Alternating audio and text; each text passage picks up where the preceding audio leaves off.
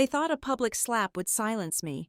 They believed freezing my accounts and whispering about my sanity would force me back into submission. But as I sat in that stifling courtroom, watching my stepmother play the victim, I held the weapon she never saw coming. It was a text message from my grandmother, received exactly 1 year after her funeral. 3 simple words that would burn their legacy to ash. Open the box.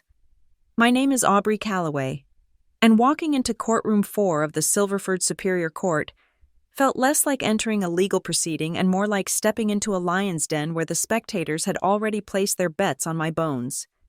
The heavy oak doors swung shut behind me, muffling the chaotic din of the hallway, but the silence inside was far worse. It was a pressurized silence, thick with judgment and expensive perfume. Every head turned. I could feel their eyes crawling over me, dissecting my navy blazer, my pulled-back hair, and the dark circles I had not bothered to conceal with concealer. To the gallery packed with Silverford's elite, I was the villain in the season finale of their favorite soap opera. I was the ungrateful daughter, the prodigal child who had returned not to beg for forgiveness, but to burn the family castle to the ground. I kept my chin parallel to the floor, a trick my grandmother had taught me when I was 6 years old and terrified of a piano recital. Chin up, Aubrey, she would say. If they cannot see your eyes, they cannot see your fear. It was ironic, really, the very name Calloway used to command a different kind of silence in this city. For 50 years, Calloway meant progress. It meant the skyline of Silverford itself. It meant the Emerald River lofts that revitalized the waterfront and the affordable senior housing complexes on the east side. It was an empire built on grit, concrete, and the iron will of Margaret Maggie Calloway. Now, thanks to the people sitting at the defense table, the name Calloway was synonymous with tabloid fodder and sordid family squabbles. I walked past the gallery, ignoring the whispers that hissed like steam escaping a pipe. Look at her, no shame. After everything Victor did for her, I heard she is broke. That is why she is doing this. I reached the plaintiff's table and set my bag down. My hands were steady. That surprised me. 6 months ago, I would have been trembling. 6 months ago, I was still Aubrey the quiet analyst, Aubrey the peacekeeper, Aubrey who apologized when people bumped into her. But the woman taking her seat next to federal prosecutor Dana Ruiz was someone else entirely. I had been forged in the fire of a public humiliation so profound it burned away my desire to be liked and left only a cold, hard resolve to be right. Across the aisle sat my father, Victor Calloway, and his wife, Serena. They looked immaculate. They always did. They were dressed in coordinating shades of charcoal and navy, projecting the image of a grieving, dignified family forced to defend themselves against a mentally unstable relative. Victor sat with his shoulders hunched slightly, a posture of weary fatherly disappointment that I knew he had practiced in the mirror. He refused to look at me. Serena, however, stared right at me. She wore a vintage Chanel suit that probably cost more than my car. Her blonde hair swept up in a chignon that defied gravity. Her face was a mask of sorrowful elegance, the kind that played well for the sketch artists and the jury. But I knew where to look. I looked at her jaw, there, just beneath the surface of her expertly applied foundation. A tiny muscle feathered and jumped. She was clenching her teeth so hard I imagined her molars cracking. It was the same look she had given me that night at the Skylark restaurant, the night the glass shattered, the night she thought she had finally broken me. I sat down, the wood of the chair hard against my spine. Next to me, Dana Ruiz was arranging her files with the precision of a surgeon laying out scalpels. Dana was small, sharp, and terrifyingly competent. She did not care about the Calloway reputation. She worked for the Western Integrity Bureau. And to her, my family was not royalty. They were just another case of white-collar predation. "Ready?" Dana asked, her voice low. I looked at the 3 large banker's boxes stacked on our table. They were cardboard tombs containing the autopsy of my family's honor. Inside were thousands of pages of bank records, reconstructed hard drives, forensic handwriting analysis, and testimony from terrified nursing home staff. They represented 6 months of sleepless nights, clandestine meetings, and the systematic dismantling of everything I thought I knew about the people who raised me. "I am ready," I said. The court officer cleared his throat. "All rise. The Honorable Judge Marcus Thorne presiding." As the judge swept in, a black robe billowing like a storm cloud, the room shuffled to its feet. My mind, unbidden, slipped its leash. The smell of the courtroom, floor wax and stale coffee, faded, replaced by the scent of roasted garlic and expensive champagne. I was back at the Skylark. It was 6 months ago. The air was warm. The city lights of Silverford twinkled below us like a carpet of diamonds. Victor was toasting to the new downtown high-rise project. I was sitting there, feeling small and out of place in my off-the-rack dress, listening to Serena accept credit for work she had not done, the laughter, the joke from the drunken investor, and then the sudden, violent sting on my cheek. The sound of the slap had cracked through the restaurant like a gunshot.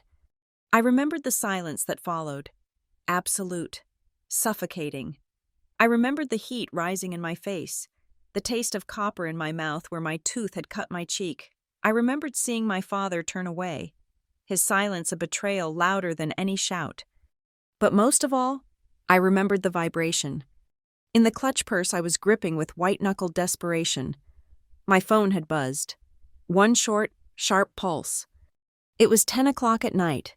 I was 29 years old, being assaulted by my stepmother in front of 50 of the city's most powerful people. And in that moment of complete isolation, a ghost had reached out to me. A delayed delivery text message from a woman who had been buried in the Silverford Memorial Cemetery for 365 days. I had almost dropped the phone when I saw the sender ID, Grandma Maggie. That text message did not just save me, it weaponized me. It was a key, a map, and a command all wrapped in digital code. The family thought I had run out of that restaurant to cry in the bathroom. They did not know I had run out to receive marching orders from the grave. "Please be seated," Judge Thorne said, his baritone voice snapping me back to the present. The courtroom settled with a rustle of fabric and coughing. I smoothed my skirt, grounding myself. The time for memories was over. The time for war had begun. Judge Thorne adjusted his glasses and looked down at the docket. "We are here for opening arguments in the matter of the estate of Margaret Calloway versus Victor Calloway and Serena Calloway. The charges include conspiracy to commit fraud, forgery of a legal testament, elder financial abuse, and grand larceny involving the Calloway real estate portfolio." A ripple went through the gallery. Hearing the words spoken aloud stripped away the glamour. Elder financial abuse. It sounded ugly. It sounded cheap. It was not a crime for the wealthy. It was a crime for desperate people in dark rooms. To attach it to Victor Calloway was blasphemy in this town. I glanced at the defense table. Grant Ellison, their lead attorney, was leaning back in his chair, projecting an air of relaxed confidence. Ellison was the kind of lawyer who charged $1,000 an hour just to think about your case. He had spent the last few weeks planting stories in the press, painting me as the unstable daughter with a history of emotional episodes, a girl who could not accept that her grandmother simply loved her father more. He thought this was going to be a standard probate dispute. He thought he would parade a few character witnesses, question my sanity, and wrap this up in time for his afternoon tea time at the country club. He had no idea what was in the boxes on my table. He had no idea about the cedar box. He had no idea about the wall behind the painting. Dana Ruiz leaned toward me, her eyes fixed on the judge. "We do not bore them with the accounting first," she whispered, barely moving her lips. "We do not start with the bank transfers or the shell companies. We hook them. We start with the text." My heart hammered against my ribs. This was the gamble. The jury, 12 ordinary citizens of Silverford, looked skeptical. I could see it in their crossed arms and furrowed brows. They knew the Calloway name. They likely admired my father. They saw a young woman suing her own flesh and blood, and they saw greed. We had to break that perception within the first 5 minutes, or we would lose them forever. "Mr. Ellison," the judge said, Are there any preliminary motions?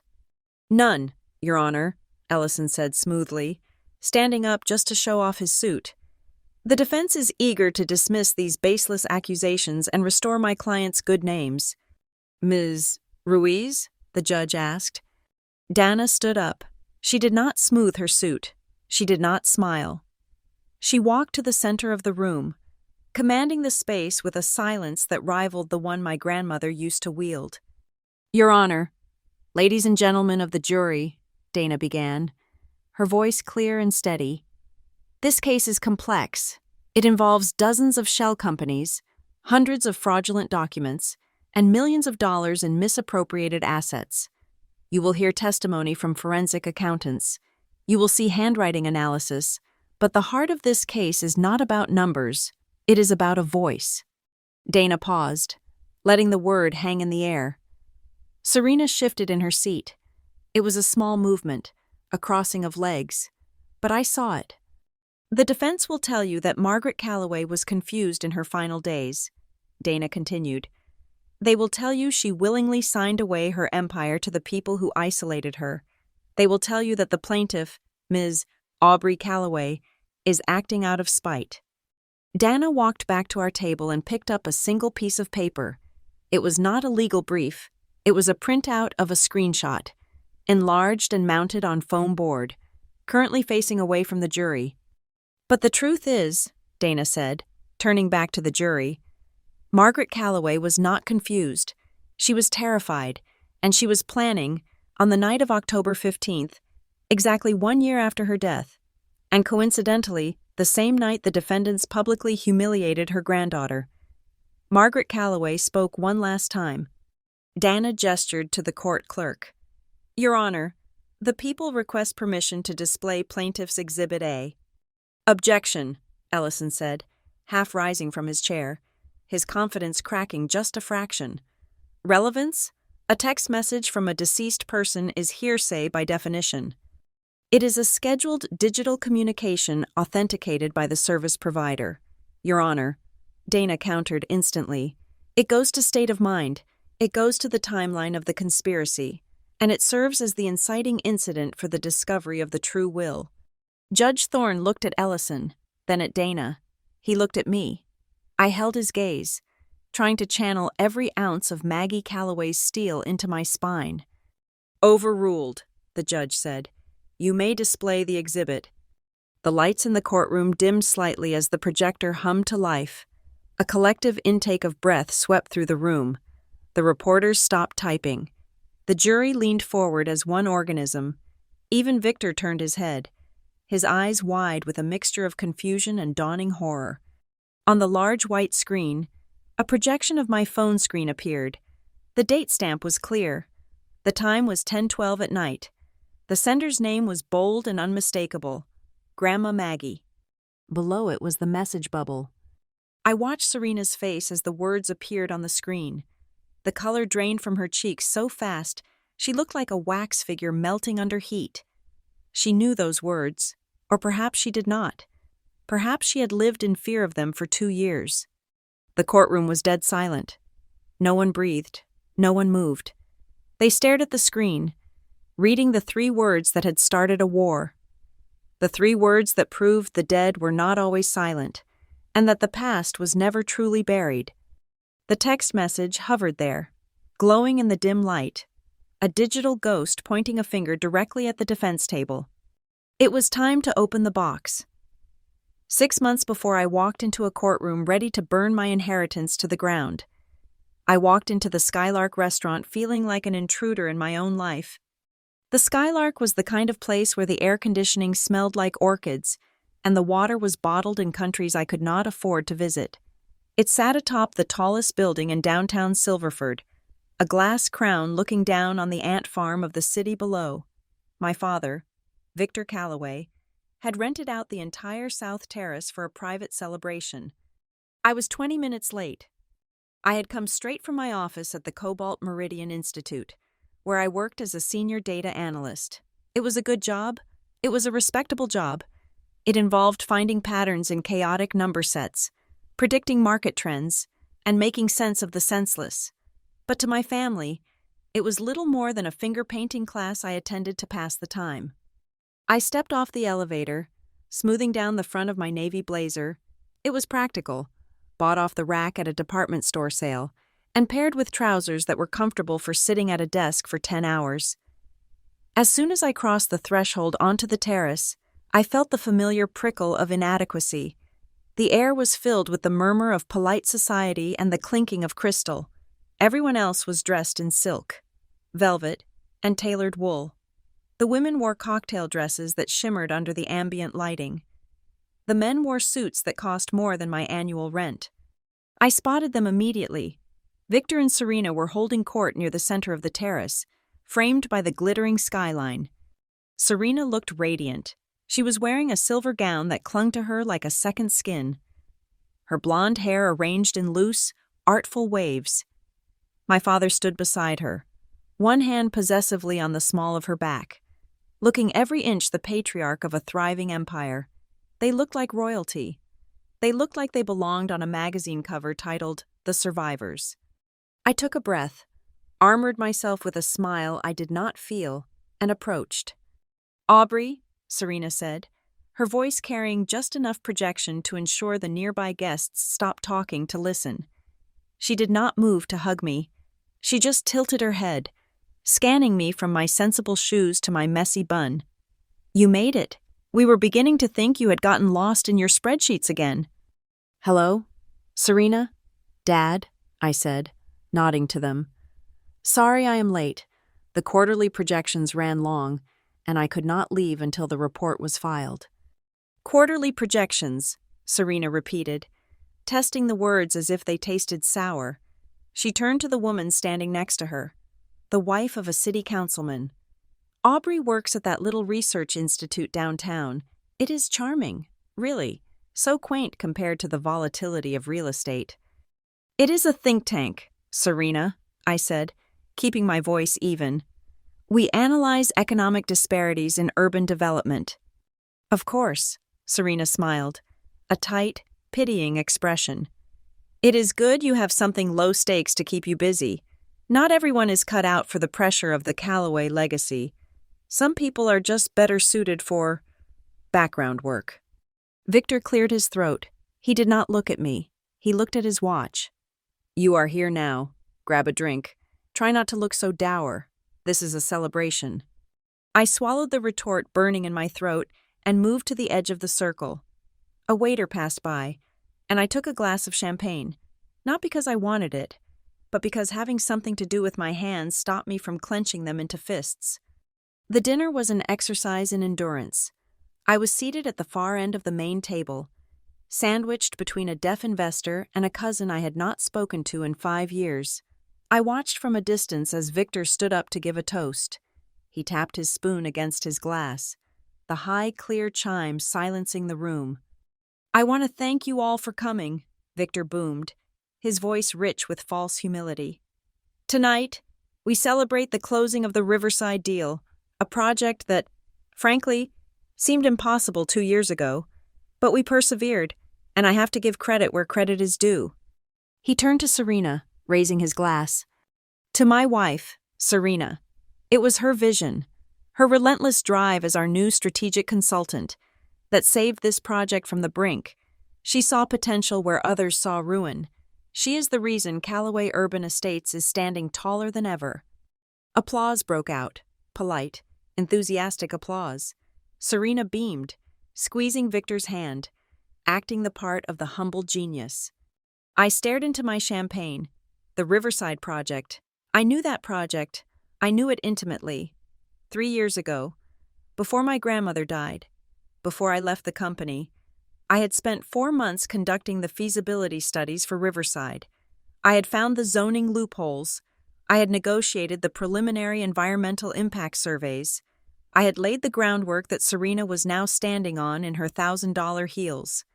But my name was not mentioned. My name was never mentioned anymore. As the applause died down, the atmosphere loosened. Wine flowed freely. The conversation grew louder, less guarded. A man sitting 2 seats down from Victor, Mr. Henderson, a longtime investor with a face red from too much Merlot, leaned back in his chair, loosening his tie. I have to say, Victor, Henderson slurred slightly, his voice booming across the table. You really traded up. Serena here has got a sharper nose for blood than your mother ever did. Hell, she manages the books better than old Maggie, too. You married a shark, Vic. Much better than that old battle axe. The table went quiet for a fraction of a second.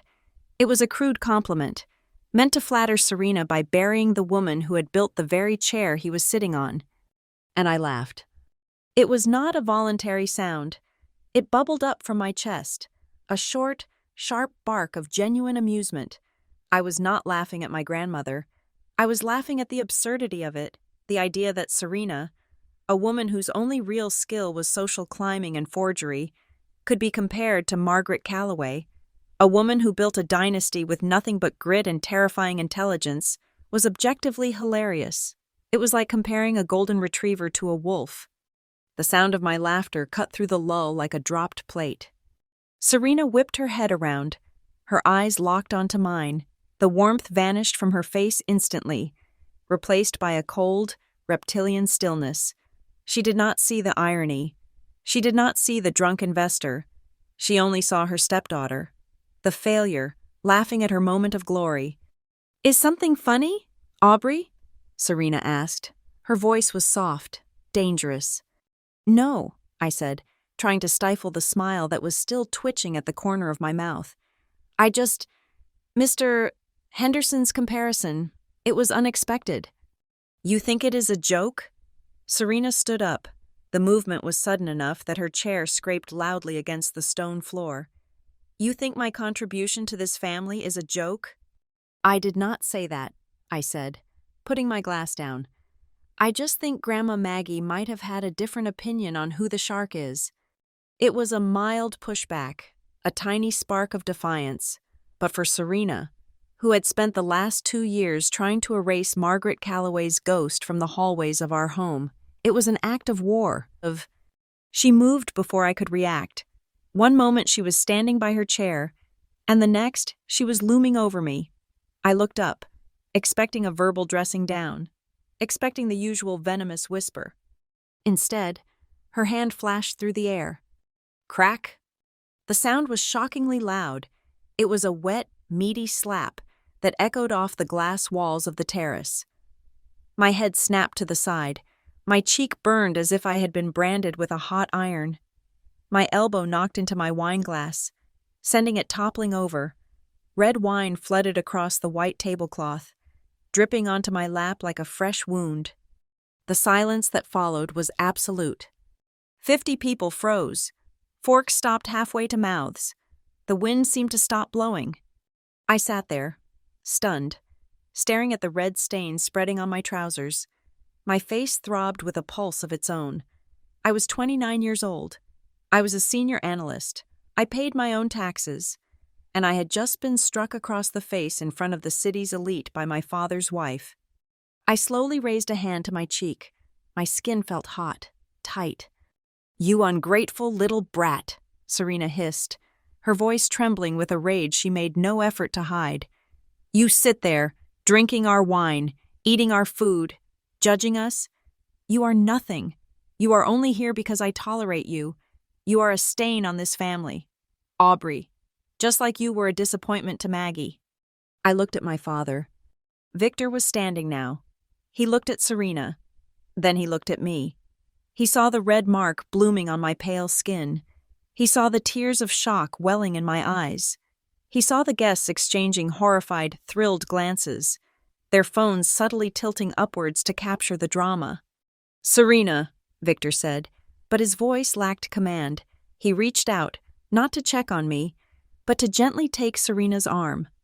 Serena, darling, calm down. She is laughing at us. Victor! Serena pointed a manicured finger at me. She comes here looking like a beggar and laughs at us.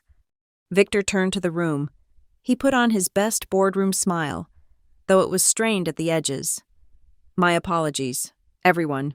Please. My daughter. Aubrey has been going through a difficult time lately. She gets emotional. Please, forgive the interruption. He looked at me then. His eyes were hard, cold. "Aubrey," he said, his tone dismissing me like a servant who had dropped a tray. "Go clean yourself up. You are making a scene." Making a scene. I had been hit. I had been humiliated.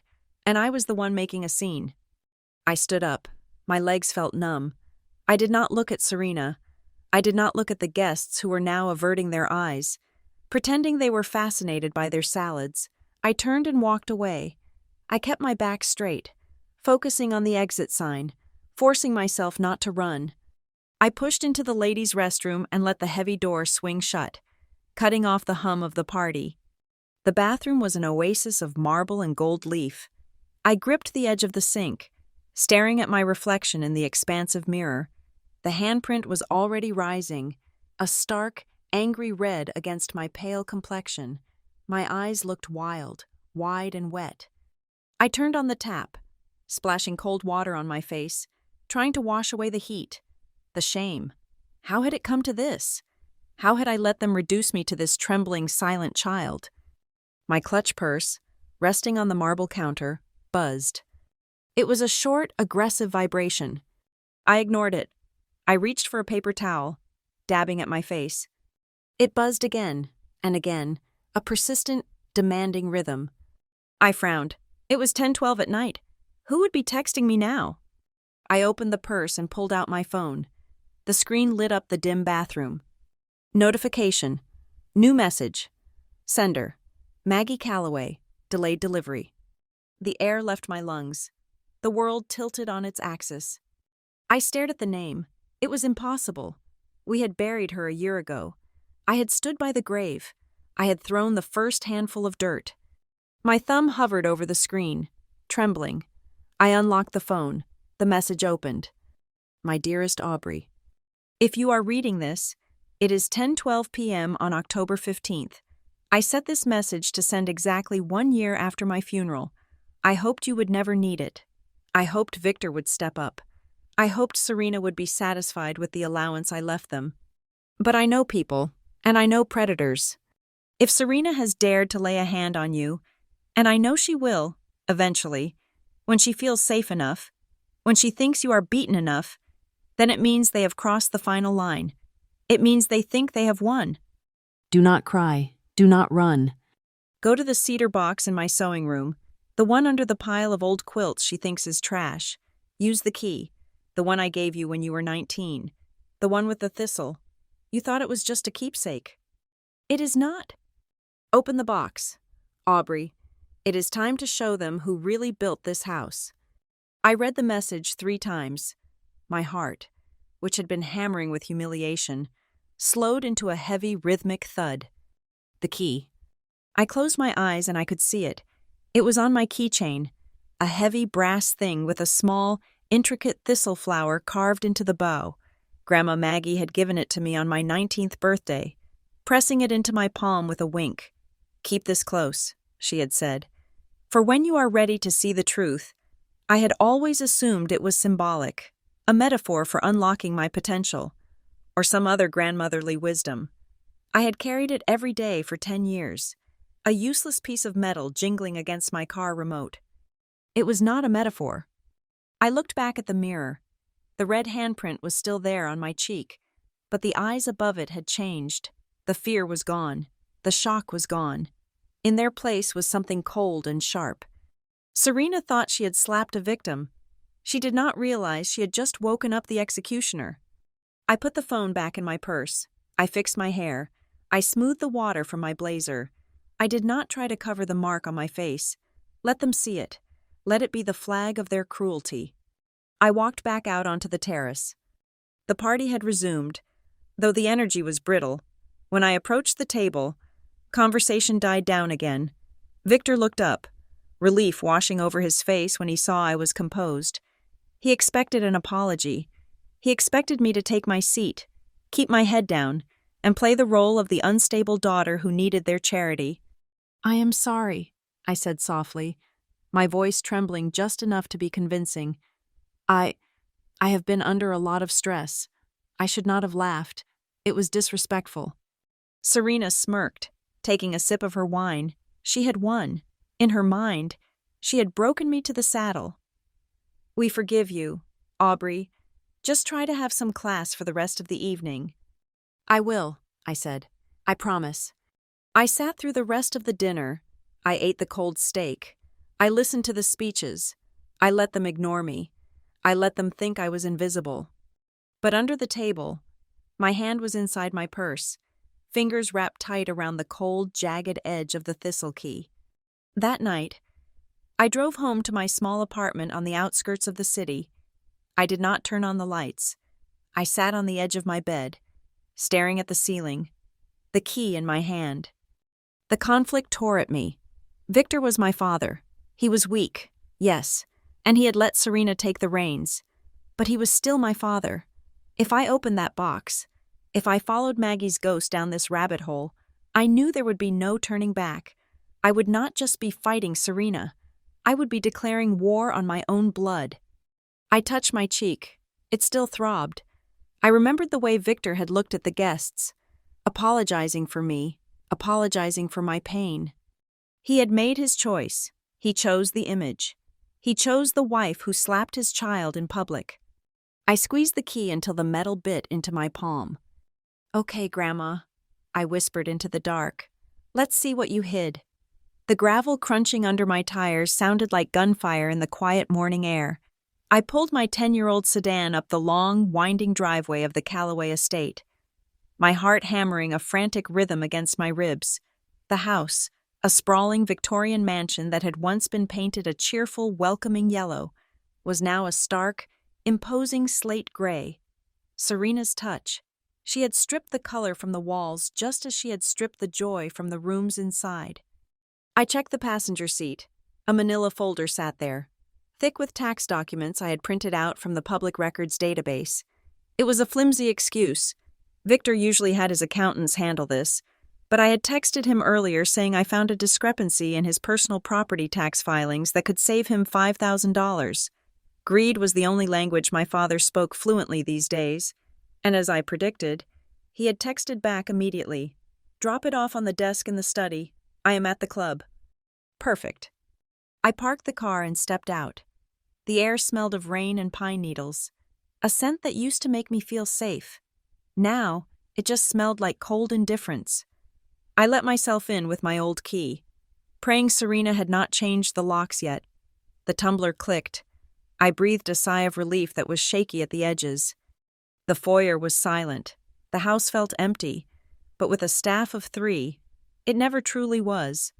I moved quickly, my loafers making no sound on the polished hardwood. I placed the tax folder on the hall table, close enough to the study to be plausible, far enough away to give me an exit strategy if I was caught, and then I turned toward the back of the house. My destination was the sewing room. When I was a child, this room had been the heart of the home. It was where Grandma Maggie spent her afternoons, the air always thick with the smell of lavender steam from her iron and the hum of her vintage sewing machine. It was where she taught me how to stitch a hem and how to read a blueprint, but as I pushed the door open, the smell of stale dust hit me. Serena had turned it into a junk room. Boxes were stacked haphazardly against the walls. Old furniture, covered in plastic sheets, loomed like ghosts. The beautiful bay window was blocked by a stack of unused fitness equipment. It was a desecration. I felt a spike of anger so sharp it almost blinded me, but I forced it down. I did not have time for anger. I moved to the far wall, behind a towering stack of fashion magazines. There, built into the wainscoting, was a shallow closet that Maggie used to store her fabric bolts. I opened it. It was stuffed with winter coats that smelled of mothballs. I pushed them aside, ignoring the scratch of wool against my face, and ran my hands along the back panel of the cedar lining. "Find the knot," I whispered to myself. "Find the knot that looks like an eye." It had been 20 years since I had seen her open this. I was 8 years old, playing hide and seek, and I had watched through the crack in the door as she pressed her thumb against a specific swirl in the wood. There. My thumb found the indentation. I pressed. A soft click echoed in the small space, and a section of the paneling popped forward just an inch. My hands were trembling as I pulled the panel away. Behind it, nestled in a dark hollow between the studs, was a box made of polished cedar. I pulled it out. It was heavier than I expected, much heavier. I sat on the floor, surrounded by the detritus of Serena's vanity, and placed the box on my lap. The key with the thistle engraving, the one I had carried for a decade, slid into the lock with a satisfying smoothness. I turned it. Inside, there was no jewelry. There were no stacks of cash. There was a single, heavy brass key with a tag that read, Silverford Mutual. There was a thick, folded document that looked like a property deed. And there was a piece of cream-colored stationery with Maggie's distinct, sharp handwriting. I picked up the note. Aubrey, if you are reading this, the sewing room is gone. I knew she would take this room first. She always hated how much we laughed in here. Take this key to Silverford Mutual. Ask for box 719. Do not tell Victor. Do not tell the lawyers. And above all, do not trust anyone who carries the name Calloway, unless that person is you. Go now. Love, Grandma. I stared at the words, trust no Calloway. That included my father. The realization was a physical blow, a dull ache in the center of my chest. Maggie had known. She had known years ago that Victor would not protect me. I shoved the items into my oversized purse, relocked the cedar box, and put it back in the hole. I snapped the panel shut and rearranged the coats. By the time I stood up, my knees were shaking. I made it back to my car without seeing a soul. As I drove away, watching the house disappear in the rearview mirror, I felt like a thief. But I was not stealing. I was recovering stolen goods. 30 minutes later, I walked into the marble lobby of Silverford Mutual. This was the oldest bank in the city, a place where the silence was respectful and the tellers wore suits. I approached the safety deposit desk. I need to access box 719, I told the clerk, trying to keep my voice steady. The clerk, a gray-haired woman with glasses on a chain, looked at me over the rim of her spectacles. Name? Aubrey Calloway. I have the key. I placed the brass key on the counter. The clerk picked it up, inspected the number, and then looked at me with a flicker of recognition. She typed something into her computer. One moment, Ms. Calloway. She disappeared into the vault. The minutes that followed were agonizing. I stood there, clutching my purse, imagining alarms going off, imagining Serena walking through the door with the police. I checked my phone. No messages. Finally, the clerk returned carrying a long, narrow metal box. She led me to a private viewing room and set the box on the table.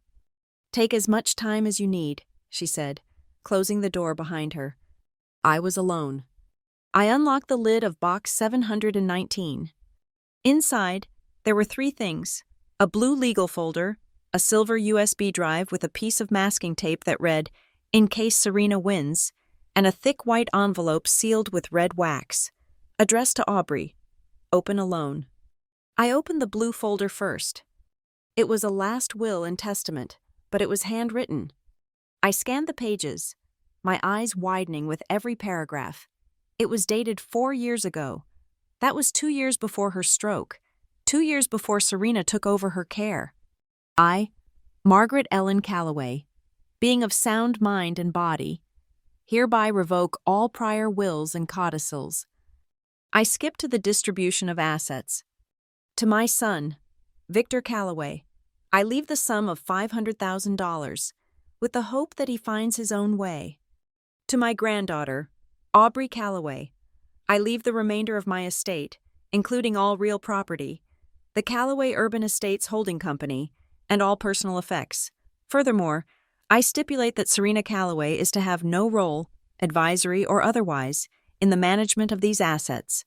If Victor Calloway is married to Serena Calloway at the time of my death, any attempt to involve her in the company will result in his portion of the inheritance being forfeited to the Silverford Animal Shelter. I gasped. It was scorched earth. She had cut Serena out completely. She had leashed Victor. This was not the will that was read at the funeral. The will at the funeral had left everything to Victor, with a vague instruction to care for the family. I grabbed the USB drive and the letter. I could not stay here. I needed to be somewhere safe. I drove to my apartment. double locking the door behind me. I pulled the blinds down. I felt paranoid, like the walls had eyes. I sat at my small kitchen table and booted up my laptop. I plugged in the USB drive. A folder popped up containing 5 audio files. They were simply labeled by date.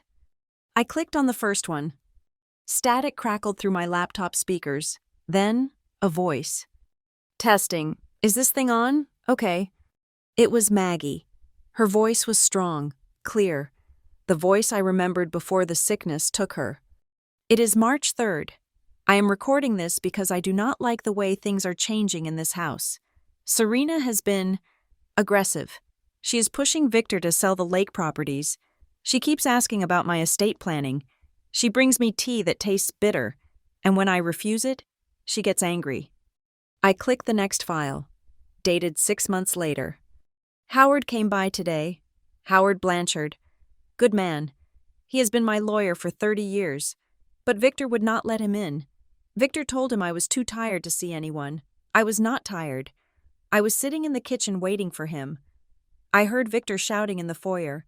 He called Howard old-fashioned. He said we needed modern representation. Modern representation means someone Serena can control. My stomach twisted. Howard Blanchard. I remembered him. He was a kind man who always gave me peppermint candies. He had died shortly after Grandma, or had he? I clicked the third file. The voice was different now. Slurred. Slower. I do not know what day it is. The new doctor. Dr. Evans. Serena brought him. He gave me new pills. Yellow ones. They make the room spin. I told Victor I did not want them. Victor said, Mom, please, Serena is only trying to help. Help. She is helping me into a grave. Tears were streaming down my face. I wiped them away angrily. This was not just fraud. This was torture. I clicked the final file. If you are listening to this, Aubrey, my brave girl, it means I lost. It means they managed to switch the will. I am hiding the real one in the bank. I am going to try to get this key to you. I hope I can, but listen to me closely. The audio hissed, and I leaned in. Serena is dangerous. She is not just greedy, she is hollow. She will hurt you if you get in her way. But you are a Calloway, the real kind. You have iron in your blood. Do not let them take what I built. Do not let them erase us. The recording ended. I sat in silence for a long time. The hum of the refrigerator, the only sound in the room. I looked at the handwritten will on the table. Then, I opened my laptop browser and pulled up the scanned copy of the will that had been filed with the probate court after the funeral. I put the 2 signatures side by side on the screen. The signature on the probate will, the fake will, was shaky. At the time, everyone said it was because she was old, because she was frail. Look how weak she was. Grant Ellison, the family lawyer, had said sympathetically, "You can see the tremor in her hand." But looking at it now, beside the firm, sharp signature on the document from Box 719, I saw something else. The tremor was too rhythmic. It was too careful. When people tremble, their lines are jagged, erratic. The signature on the fake will had loops that were hesitant, as if the person holding the pen was drawing the name, not writing it. It was a forgery, a careful, deliberate forgery designed to look like the scrawl of a dying woman. And the witnesses? I checked the names on the fake will. One was Dr. Evans, the doctor Serena had brought in. The other was a notary I had never heard of, someone who likely owed Serena a favor or a debt. I opened the sealed envelope last. It was a single page. Aubrey, if you have listened to the tapes, you know what they did to me, but knowing is not enough. You have to prove it. Howard Blanchard might be gone, or pushed out, but he kept files. He never threw anything away. If he is dead, find his assistant. Her name is Lena. She knows where the bodies are buried. This is not just about money. Honey, this is about justice. If you let them keep it, you are telling them that what they did to me was acceptable. You are telling them that the Calloway legacy is lies and poison. Burn them down. Aubrey, build something new from the ashes. Love, Maggie. I folded the letter. For the last 2 years, I had been the dutiful daughter. I had kept the peace. I had swallowed the insults. I had let them push me to the margins of the family photos. I had told myself that it was better to have a flawed family than no family at all. But the family I was trying to save did not exist. Victor was not a father. He was an accomplice. Serena was not a stepmother. She was a parasite who had fed on my grandmother's life force until there was nothing left. I stood up and walked to the window. Outside, the city of Silverford was waking up. People were going to work, buying coffee, living their lives in the buildings my grandmother had built.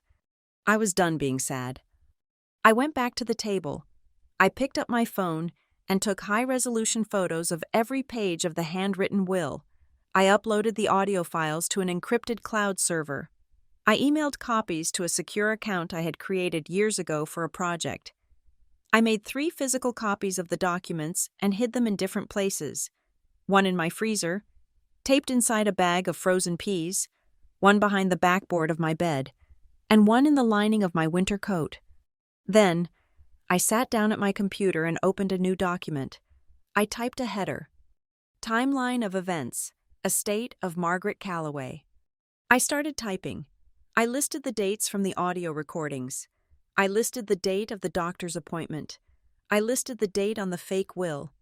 I was an analyst. My job was to find patterns in data. And the pattern here was clear. It was a roadmap of conspiracy. I worked until the sun went down.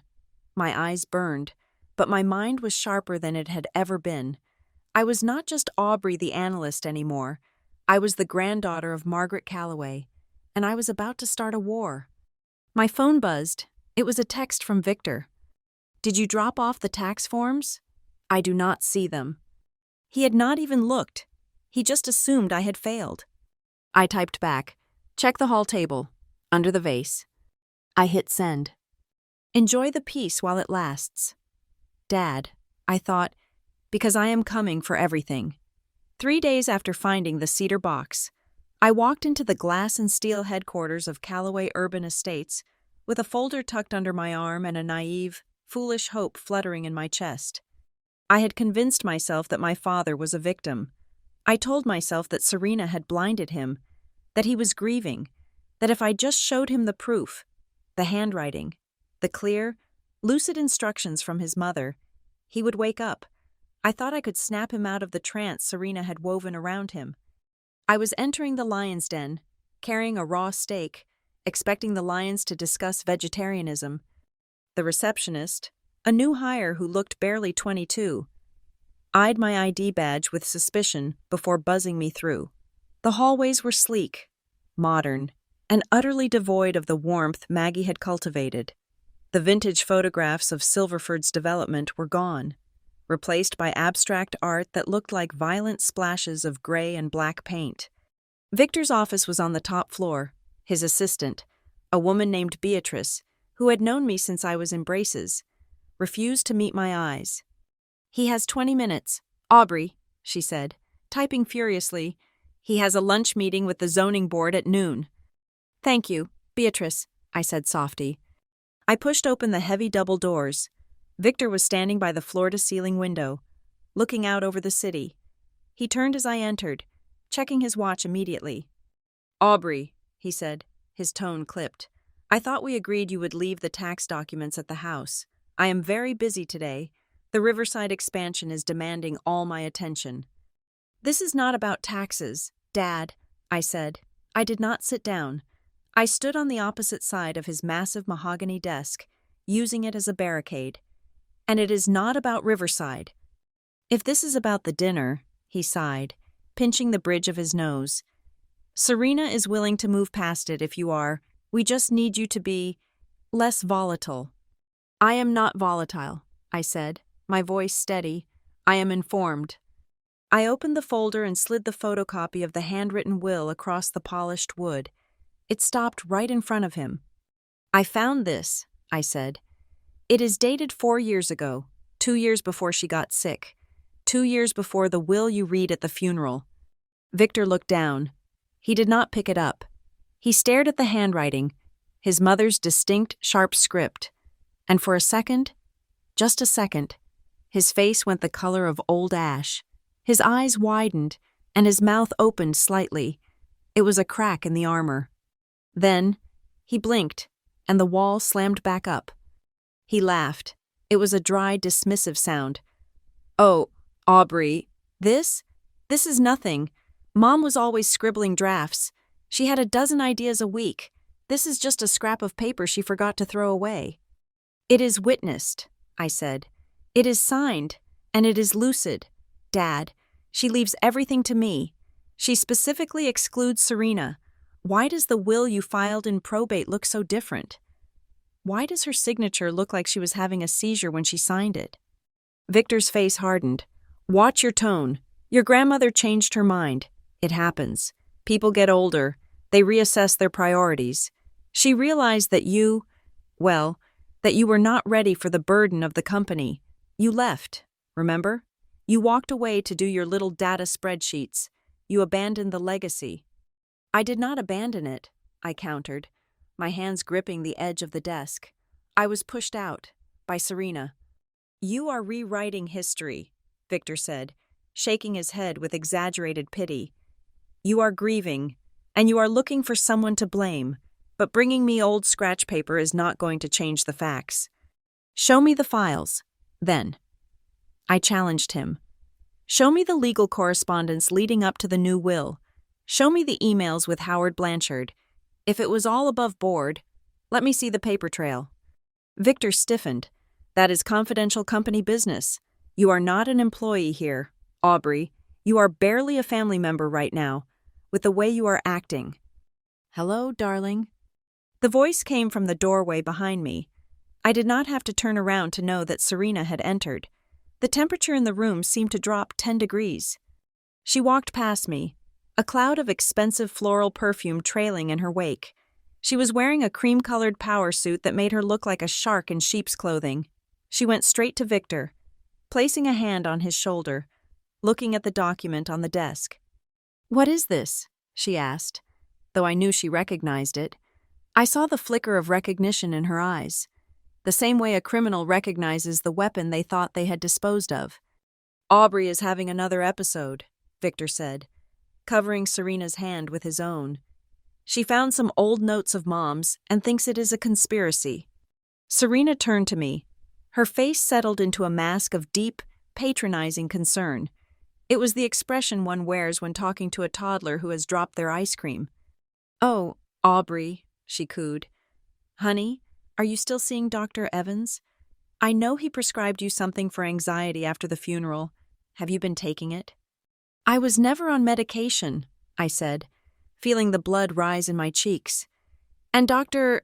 Evans is your doctor. Serena, not mine, not Grandma's." "See," Serena whispered to Victor, loud enough for me to hear. "Paranoia. It is getting worse." She walked around the desk and approached me. I took a step back.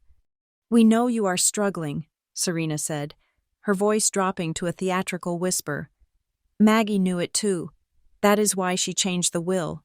Sweetheart, she told us, late at night, that she was terrified the pressure of the business would break you. She wanted to protect you. She wanted you to live a simple, quiet life. Why can you not accept her final gift?" "That is a lie," I said. "I have her recordings. I know what she really thought." The air in the room froze. Victor stood up abruptly. "Recordings? What recordings?" "She left messages," I said, bluffing slightly about the extent of what I had on me, but wanting to see them squirm. "She knew you were drugging her. She knew you were isolating her." Victor and Serena exchanged a look. It was a rapid, silent communication, a calculation of risk. Victor walked around the desk and leaned against the front of it, crossing his arms. His demeanor shifted from dismissive to transactional. He was no longer my father. He was a businessman trying to settle a liability. "Listen, Aubrey," he said, his voice dropping to a confidential, reasonable pitch. "I think we have all been under a lot of strain. Maybe we have been too hard on you. Serena and I were talking just the other day about how we wanted to help you get set up. He reached into his jacket pocket and pulled out a checkbook. "We are prepared to offer you a consulting fee," he said, "for your past contributions to the company, a gesture of goodwill." He uncapped a fountain pen. "How does $50,000 sound?" I stared at him. "You are trying to buy me off." "I am trying to help my daughter," he said, writing the date. 50,000. Take a nice trip to Europe. Pay off your student loans. Get some help. All we need is for you to sign a small document, a standard non-disclosure agreement and a waiver agreeing not to contest the estate, just to put everyone's mind at ease." He tore the check out and held it toward me. The paper trembled slightly in the air conditioning. $50,000. It was more money than I made in a year at the Institute. It could fix my car. It could fix my roof. But it was blood money. It was the price of my grandmother's silence. I looked at the check. Then I looked at my father's face. I searched for any sign of the man who used to carry me on his shoulders, the man who used to read me stories. He was gone, eaten alive by the woman standing next to him. "No," I said. Victor blinked. "Excuse me?" "No," I repeated, louder this time. "I do not want your money. I want the truth, and I am not signing anything." I turned to leave. "Aubrey," Serena's voice cracked like a whip, losing all its honeyed warmth. "If you walk out that door, do not think you can come back. We have been patient. We have been generous. But if you choose to be an enemy, we will treat you like one." I stopped at the door and looked back. "You have been treating me like an enemy since the day Maggie died. Serena, I just finally decided to fight back." I walked out. I did not slam the door. I just closed it, severing the last tether to the life I had known. The retaliation began 48 hours later. I was sitting at my desk at the Cobalt Meridian Institute when my phone pinged with an email notification. It was from the legal department of a small subsidiary company called Greenleaf Logistics. Grandma Maggie had given me a 5% stake in it when I graduated college. It was not much, but it paid a small dividend every quarter. Subject: Notice of compulsory buyout. Dear Ms. Calloway, please be advised that the majority shareholders have voted to dissolve the current equity structure, exercising the drag-along rights clause. Your shares have been liquidated at the nominal book value of... I stared at the screen. They had forced a buyout, and because they controlled the valuation metrics, they had paid me pennies on the dollar. My nest egg, my small financial safety net, was gone in the blink of an electronic transfer. Then came the social freeze. I was supposed to meet my friend Jessica for coffee on Saturday. Jessica and I had known each other since high school. Her husband did contract work for Callaway Urban Estates. She texted me 10 minutes before we were supposed to meet. "Hey Aubrey, I cannot make it today. Something came up. Also, I think it is best if we give it some space for a while. Victor sounded really worried about your mental state when he spoke to Mike. Please take care of yourself." I read the text twice, feeling a cold knot form in my stomach. They were getting to everyone. That afternoon, I received a formal letter from the board of the Silverford Arts Initiative, a nonprofit I had volunteered with for 3 years. Due to recent concerns regarding potential conflicts of interest and personal stability, we ask for your resignation from the junior board, effective immediately. I sat on my living room floor, surrounded by the wreckage of my social standing. They were systematically dismantling me. They were stripping away my credibility, my resources, and my support system.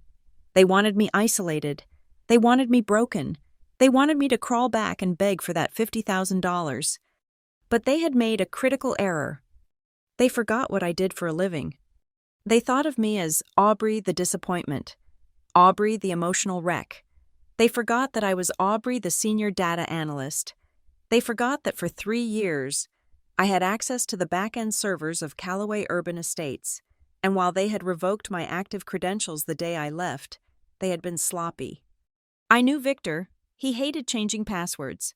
He thought complex security was a hassle. I opened my laptop. I did not try to hack into the main server. That would trigger alarms. Instead, I went to a dormant cloud storage account that the company used for archiving old project files. It was a legacy system, one I had set up myself years ago. I typed in the admin username. I typed in the password, Maggie 1975. The screen loaded, the spinning wheel turned, and then the file directory opened. I let out a breath I did not know I was holding. They had forgotten to scrub this account. I began to dig. I was not looking for the will. I already had that. I was looking for the money. You cannot move an empire without leaving tracks in the mud. I pulled up the archived bank statements from Maggie's personal accounts, the ones that were supposed to be managed by a blind trust. I cross-referenced them with the public filings for Callaway Urban Estates. It took me 6 hours. My eyes watered. My back ached. But I kept going. And then I found it.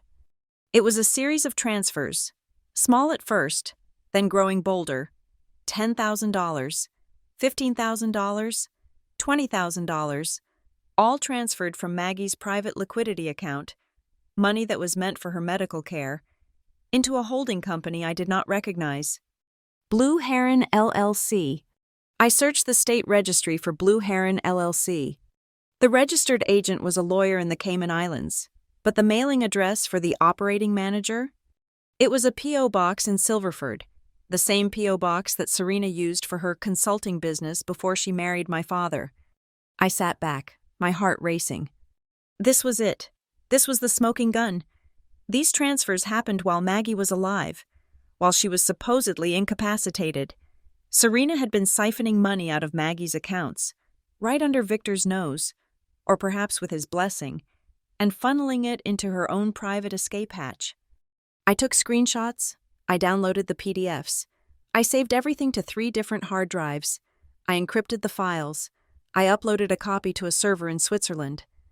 They could take my shares. They could take my board seat. They could poison my friends against me. But they could not erase the math. I looked at the clock. It was 3 a.m. I opened a browser window and navigated to the website of the Western Integrity Bureau. I found the Report Financial Crimes page. My finger hovered over the mouse. If I did this, there was no going back. This was not a family spat anymore. This was federal. This was prison time. This was destroying the company my grandmother built in order to save it. I thought of Maggie's voice on the tape. Do not let them take what I built. I thought of Serena's smirk. We will treat you like an enemy. I clicked Submit Anonymous Tip. I filled out the form. I did not name names yet. I just described the pattern. Elder financial abuse, high net worth individual, misappropriation of funds via shell companies, false medical directives. I attached a sample of the data, just enough to whet their appetite, just enough to show that this was not a crank complaint. I hit send. Thank you. Your report has been received. Case reference number 88291. I closed the laptop. The silence in my apartment was heavy, but it was not the silence of defeat anymore. It was the silence of a sniper waiting for the shot. I was alone. My father had disowned me. My stepmother was hunting me. My friends were gone. But as I lay down on my bed, clutching the thistle key in my hand, I felt a strange sense of peace. I was following the breadcrumbs Maggie had left for me, and for the first time in a long time, I knew exactly where I was going. The trail to Howard Blanchard ended in a cemetery plot that was far too fresh for a man who had been, by all accounts, as healthy as a horse. I sat in my car, the windshield wipers fighting a losing battle against the incessant Silverford drizzle, staring at the obituary on my phone screen. Howard had died 2 years ago.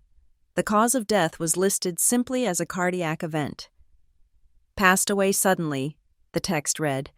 It was a common enough phrase, but reading it now, with the knowledge of what was happening in the Callaway house at that exact time, it felt less like a tragedy and more like a loose end being tied up.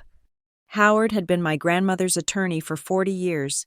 He was the one man Victor could not bully, and he had died just weeks before the date on the forged will. I drove to his old office in the warehouse district. It was a brick building that had seen better days, sandwiched between an artisanal coffee roaster and a vacant lot. The sign on the door still read, Blanchard and Associates, but the letters were peeling. I knocked. I did not expect an answer, but after a moment, the door cracked open. A woman stood there. She looked to be in her late 40s, wearing a heavy cardigan and holding a mug of tea. Her eyes were tired, framed by glasses that slid down her nose. "We are closed," she said. "Actually, we have been closed for 2 years." "I am not looking for a lawyer," I said, stepping closer so the rain would not drown out my voice. "I am looking for answers about Howard. My name is Aubrey Calloway." The woman's eyes widened. She took a step back, her grip on the mug tightening. "Calloway," she repeated. It was not a greeting. It was a curse. "You look like her, like Maggie." "You are Lena," I said, remembering the name from the Christmas cards Howard used to send. "His paralegal." "Associate," she corrected sharply. She looked past me, scanning the street, checking for black SUVs or prying eyes. "You better come in." The office smelled of dust and old paper. Stacks of files lined the walls, boxes that had been packed but never moved. Lena cleared a space on a leather sofa that had cracked with age. "I wondered if one of you would ever show up," Lena said, sitting behind Howard's massive oak desk. "I assumed it would be your father, coming to threaten me again." "Victor threatened you?" I asked, feeling a cold spike in my chest. "Victor sent his new dog," Lena said bitterly. "Conrad Voss, slick man, expensive suits. He came by a week after the funeral, told me that Howard's files were confidential, and that if I leaked anything about the Calloway estate, he would bury me in litigation so deep I would never see the sun." "I am not here to threaten you, Lena," I said. "I found the box, the cedar box." Lena let out a long, shaky breath. She took off her glasses and rubbed her eyes. "He hid it well. Then Howard was terrified. Aubrey, in the end, he was terrified." "Tell me," I said. "Your grandmother came to see us," Lena began, her voice low. "About 6 months before the stroke. She was agitated. She said Serena was intercepting her mail. She said Victor was trying to get power of attorney. She wanted to draft a new will. The Thistle Protocol, she called it." "I found the handwritten draft," I said. "That was just the start," Lena said. She opened a drawer and pulled out a yellow legal pad. The pages were curled and stained with coffee rings. She slid it across the desk. I looked at the handwriting. It was Howard's scrawl, frantic and pressed hard into the paper. "October 12th. Meeting with Maggie C. Client is lucid but fearful. State's daughter-in-law is changing her medication. Wants to lock down the estate. Clause 7. If my death is suspicious, or if the will is contested by Serena, all assets transfer immediately to granddaughter Aubrey Calloway. Warning. Victor called the office 3 times today. Screaming, accused me of poisoning his mother against him." "Howard refused to back down," Lena said softly. "He told Victor that as long as Maggie was sound of mind, he took orders only from her. 2 days later, Victor sent a letter firing us. He said Maggie had chosen new representation. We tried to call her, but Serena answered the phone. She said Maggie was sleeping. She was always sleeping." "And then Howard died," I said. "Heart attack," Lena said, though her tone suggested she believed otherwise. "Stress kills, Aubrey, and fighting your family. It was a lot of stress." She reached into her pocket and pulled out a small silver USB drive. It was attached to a keychain with a plastic tag that read, "Calloway Home Care." "Howard gave me this the day he was fired," Lena said. "He told me to keep it off-site. He said, 'If anything happens to me, wait for the girl. She is the only one with a spine.'" I took the drive. The metal was warm from her hand. "Conrad Voss is untouchable," Lena warned. "He lives in a gated fortress in the hills. He does the dirty work for half the developers in the state. If you go after him, he will destroy you." "Let him try," I said. I drove back to my apartment with the yellow legal pad and the USB drive on the passenger seat. I felt like I was carrying a bomb. When I got home, I locked the door, closed the blinds, and plugged the drive into my laptop. There was a single video file. I clicked play. The screen filled with the image of my grandmother's kitchen. It was night. Maggie was sitting at the small breakfast table, wearing her favorite silk robe. She looked thin, her cheekbones sharp against her skin, but her eyes were blazing with an intensity that made my throat tight. "My name is Margaret Calloway," she said to the camera. "Today is November 3rd. I am recording this because I do not think I will be allowed to leave this house again." She took a sip of water, her hand trembling slightly. "Serena has fired the night nurse," Maggie continued. "She says it is too expensive." "Too expensive? I have $30 million in liquid assets, but suddenly, we cannot afford a nurse. She is bringing in her own people, a woman named Nurse Ratched. That is a joke, Aubrey, if you are watching, but she is not kind." Maggie leaned closer to the lens. "Yesterday, they brought me papers to sign. Transfer deeds for the commercial properties on 4th Street. I asked for my reading glasses. Serena said she could not find them. She handed me a pair from the drugstore. They were the wrong prescription. Everything was blurry. She said, 'Just sign here. Mom, it is for the insurance.' I refused. She grabbed my wrist." I gasped. On the screen, Maggie rolled up the sleeve of her robe. There, on her fragile, paper-thin skin, were 4 distinct, purple bruises in the shape of fingertips. "She squeezed until I dropped the pen," Maggie said, pulling her sleeve back down. "She smiled the whole time. She said I was being difficult." Maggie looked straight into the camera. It felt like she was looking right through the screen, into my soul. "If you are seeing this, Aubrey, it means they won the battle. They got the money. They got the buildings. But they have not won the war. I am leaving you the ammunition. You just have to pull the trigger." The video ended. I sat in the dark. The after-image of those bruises burned into my retinas. It was not just greed. It was cruelty. It was a systematic dismantling of a human being. I wiped my face. I was done crying. Crying was for victims. I was an analyst, and I had work to do. I drove to the Cobalt Meridian Institute. It was Saturday night, and the building was empty. The security guard nodded to me as I swiped my badge. I went to my cubicle, the hum of the servers the only sound in the vast, open-plan office. I needed to map the money. I used the access I still had to the proprietary databases we used for corporate research. I started with the name Lena had mentioned, Conrad Voss. Voss was listed as the registered agent for over 200 LLCs in Washington state, a spider sitting in the center of a very large web. I cross-referenced his name with Serena's maiden name, her social security number, and the address of the P.O. box I had found earlier. The screen filled with results. It was a cascade of shell companies: Blue Heron LLC, Summit View Holdings, Evergreen Capital. And then I saw it. One of the holding companies was named Maggie Thistle Holdings. I stared at the name, my hands freezing over the keyboard. Thistle. That was her nickname for me. My little Thistle, because I was prickly but resilient. Serena had named her shell company, the company she used to steal my grandmother's fortune, after the pet name Maggie used for me.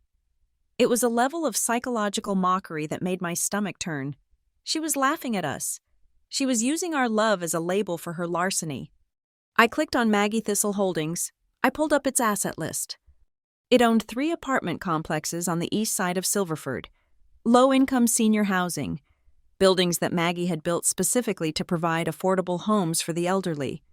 I checked the transaction history. 6 months ago, shortly after the title was transferred to Maggie Thistle, the eviction notices started. The rent was raised by 200%. The seniors, people on fixed incomes, people my grandmother had sworn to protect, were forced out. And then, the buildings were sold to a luxury developer for triple the value. I felt sick. This was not just about stealing my inheritance. This was about destroying Maggie's legacy.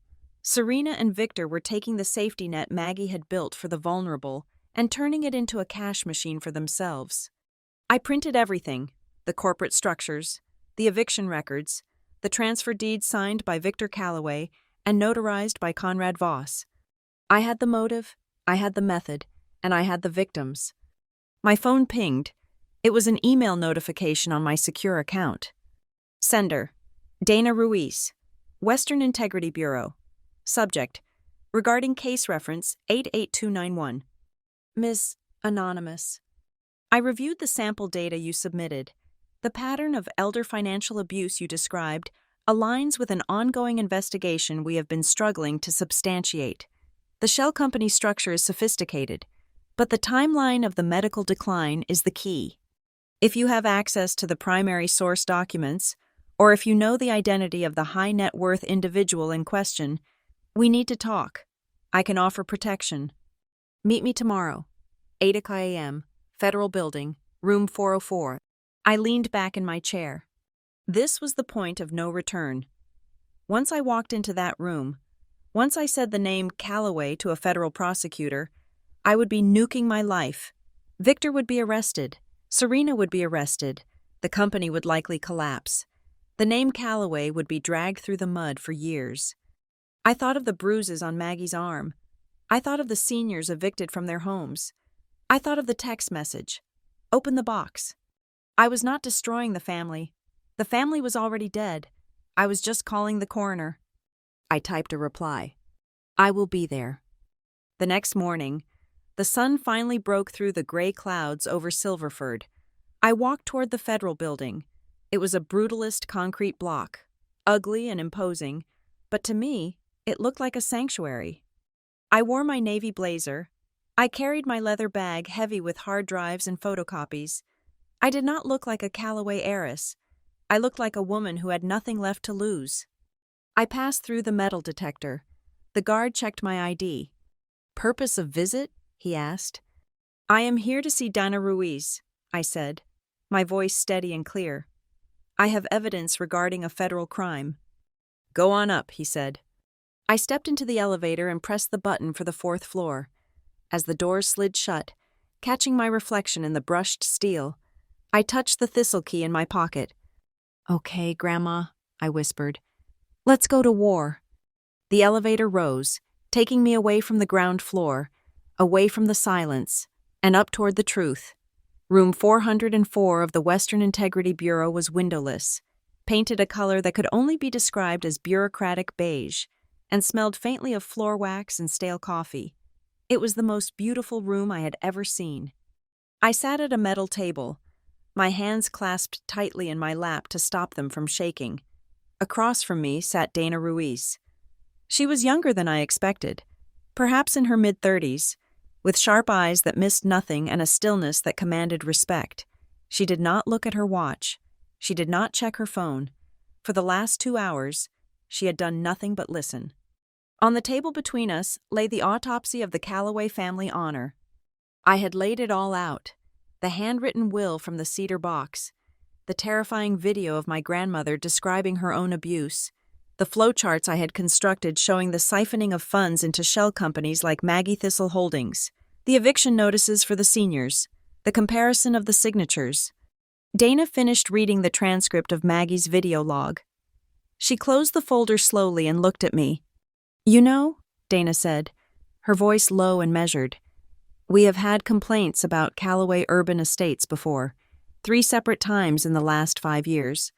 Anonymous tips about contractor fraud, zoning violations, but every time we started to dig, the complaint was withdrawn, or the witness suddenly remembered they were mistaken, or a file went missing from the city clerk's office.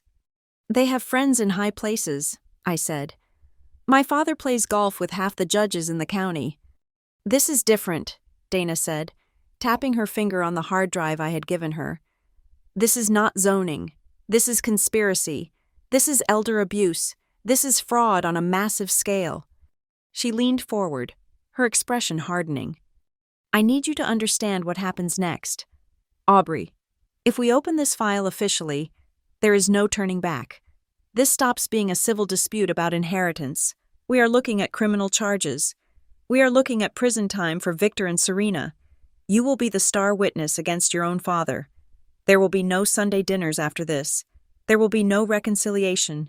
You will be the woman who put her family in handcuffs. She paused, letting the weight of her words settle on my shoulders. Are you ready for that? I closed my eyes.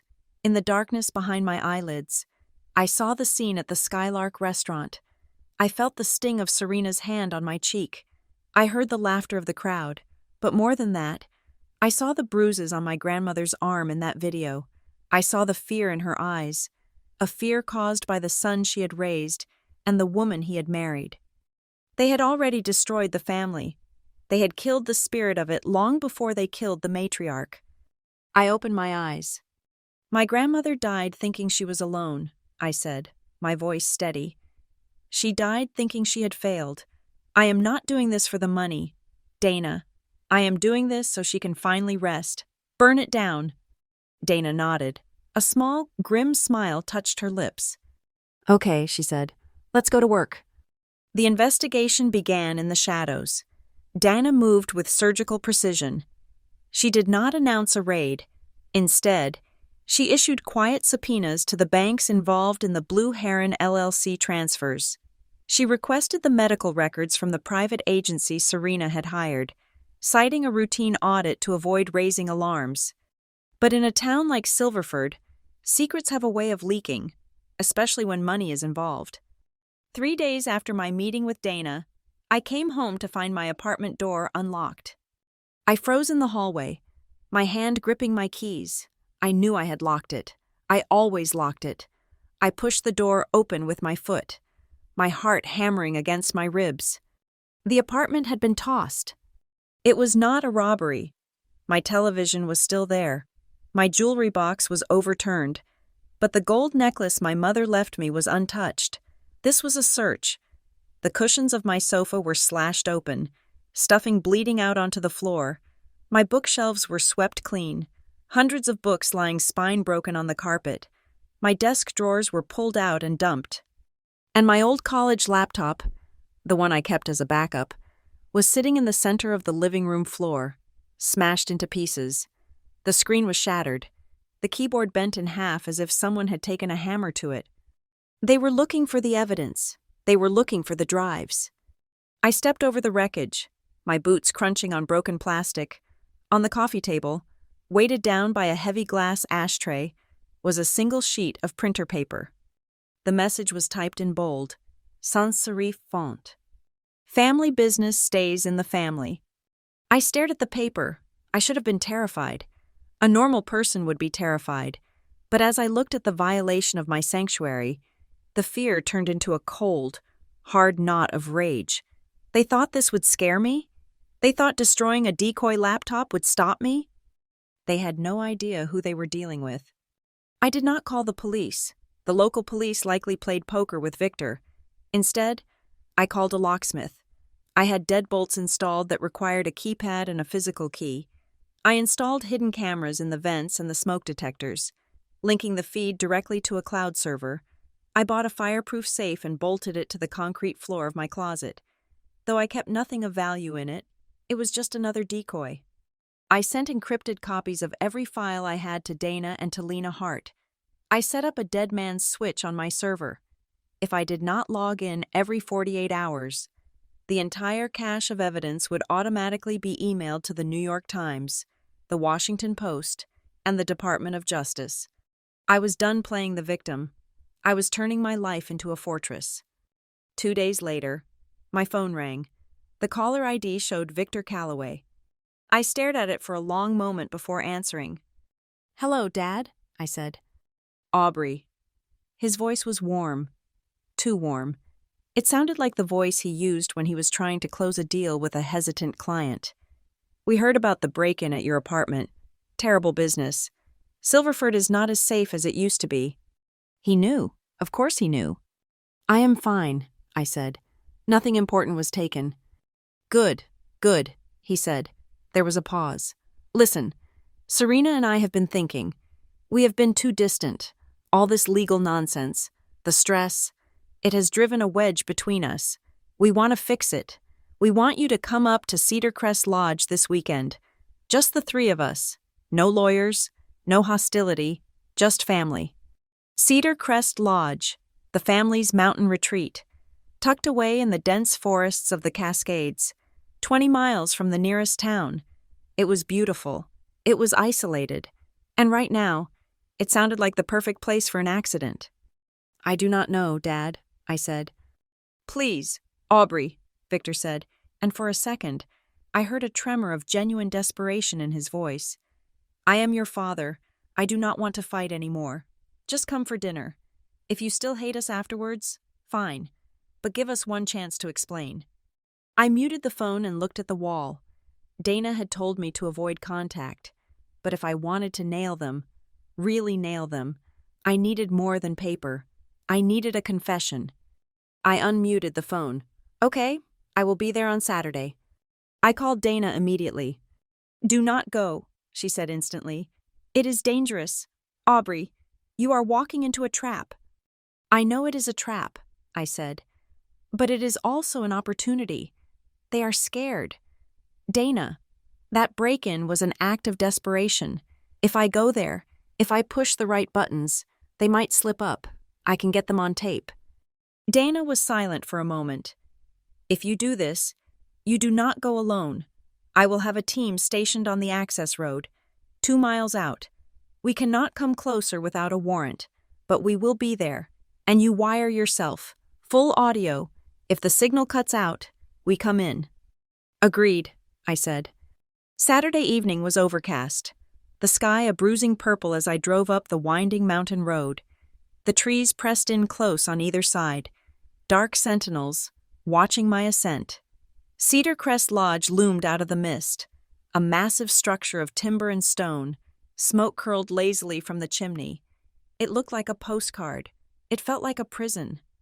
I checked the small recording device taped to the small of my back. I checked the app running in the background of my phone. I took a deep breath and stepped out of the car. Victor met me at the door. He was wearing a cashmere sweater and holding a glass of scotch. He hugged me, and I felt his body tense, as if he were hugging a stranger. I am glad you came, he said. Inside, a fire was roaring in the massive stone hearth. Serena was sitting on one of the leather sofas, legs crossed, swirling a glass of red wine. She stood up as I entered, putting on a smile that did not reach her eyes. Aubrey, she said, you look tired. The city air is so draining, is it not? I have been busy, I said, keeping my distance. The dinner was an excruciating performance. We ate roast duck and roasted vegetables.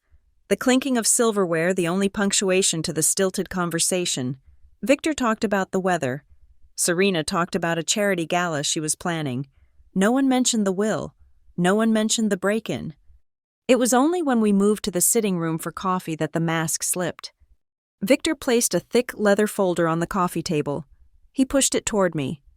We want to make this right, Aubrey, he said. We know you felt slighted by the will. We know you think, well, you think things were unfair. I looked at the folder. What is this? It is a trust agreement, Victor said. Serena and I have set up a fund. $2 million. It is yours. No questions asked. You can move away, start your own firm, travel the world. You can be free. $2 million. The price had gone up significantly from $50,000. And the catch? I asked. Standard clauses, Serena said, examining her fingernails. You drop the lawsuit. You sign a non-disclosure agreement regarding all family business and estate matters, and you cease any and all communication with the authorities. She looked up at me then, her eyes cold and hard. We know you have been talking to someone, Aubrey. We know about the inquiries at the bank. It needs to stop, now. I stood up, pretending to be agitated, pacing closer to the fireplace. You want to pay me to forget that you stole my inheritance? To forget that you abused Grandma? We did not abuse her, Victor snapped, his face flushing red. We took care of her. She was sick. Aubrey, she was losing her mind. We did what had to be done to protect the assets, to protect the company. Is that what Howard Blanchard thought? I asked quietly. Is that why you fired him? Because he wanted to protect the assets from you? The room went deadly silent. The name hung in the air like smoke. Victor stood up, his glass shaking in his hand. Who told you about Howard? I know he refused to change the will, I said, pressing the advantage. I know he documented everything. Dad, I know he was scared of you. Howard was an old fool, Victor shouted, losing control. He was stuck in the past. He thought he was Maggie's guardian angel. He wouldn't listen to reason. He kept saying, Maggie wouldn't want this. Maggie wouldn't want that. He should have known his place. He should have known when to stay silent. So you made him silent? I asked, my heart pounding against my ribs. Do not be ridiculous, Serena cut in, her voice sharp. She stood up and walked over to Victor, placing a restraining hand on his arm. Victor means that Howard was incompetent. He was fired for cause. She turned to me, her composure cracking. You are just like her. You know that? Just like Maggie. Always so self-righteous. Always looking down on everyone. Grandma loved you. Dad, I said, ignoring Serena and looking straight at my father. Why did you let Serena treat her like a prisoner in her own home? Because she loved you more, Serena screamed. The sound was guttural, ugly. It tore through the polite facade of the evening. That is what this is about, Serena hissed, stepping toward me. It was always about you. Aubrey is so smart. Aubrey is so special. Aubrey is the future. I spent 10 years waiting on that woman hand and foot. I ran her house. I organized her life. And all she ever talked about was her precious little thistle. Serena's face was twisted with a decade of jealousy. She looked at me like I was the help. Serena spat. And she looked at you like you were gold. Even when she was dying, even when her brain was rotting, she was still trying to give it all to you. Well, I was not going to let that happen. I earned every penny of that estate. Me, not you. So you forged the will, I said softly. You and Conrad Voss. We did what was necessary to correct a mistake, Serena shouted. And if you think I am going to let a mousy little data analyst take it away from me, you are delusional. Sign the papers. Aubrey, take the money and go. Because if you do not, you will end up with nothing, or worse. The threat was open. It was recorded. I looked at my father. He was staring at the floor. Defeated. Broken. He knew. He had always known. I think I have heard enough, I said. I picked up my bag. I am not signing anything, and I am not going away. You can't just leave. Serena lunged forward, grabbing my arm. Her nails dug into my skin. I ripped my arm away, shoving her back. She stumbled, catching herself on the sofa. Do not touch me, I said, my voice ice cold. If you ever touch me again, I will defend myself, and unlike Grandma, I am not frail. I turned and walked to the door. My back prickled, expecting a blow, expecting Victor to shout, expecting a gun, but there was only silence and the sound of Serena's heavy breathing. I walked out into the cold mountain air. I got into my car. My hands shaking so hard, I fumbled with the keys. I locked the doors. I started the engine and tore down the driveway, watching the lodge recede in my rearview mirror. I had it. I had the admission. I had the motive. As I reached the bottom of the winding driveway, where the private road met the county highway, I slowed down to make the turn. That was when I saw it. Parked deep in the tree line, almost invisible against the darkness, was a black sedan. Its headlights were off, but as my headlights swept over it, I saw the reflection of the windshield. Someone was sitting in the driver's seat. As I sped past, the sedan's headlights flickered on, two bright, blinding eyes in the darkness, and then immediately turned off again. It was not the police. Dana's team was 2 miles down the road. This was someone else. A shiver went down my spine that had nothing to do with the cold. I realized then that the game was bigger than I thought. I was not just fighting my family. I had woken up something else in the dark, something that was watching, waiting, and following my every move. I pressed the accelerator to the floor and drove toward the city, clutching the recording that would destroy my family, unaware that the true danger was just beginning to rev its engine. The envelope arrived 3 days after I fled the mountain lodge. I had spent those 72 hours in a state of high-functioning paranoia. I checked my locks 3 times an hour. I jumped at the sound of the refrigerator ice maker. I slept with a chair wedged under the doorknob and the audio recording of Serena's confession backed up on 5 different servers. I was sitting on my living room floor, organizing the printed emails from the Blue Heron investigation, when I heard the soft swish of paper sliding under my front door. I froze. My building had a secure lobby. No one could get up here without a key fob or being buzzed in.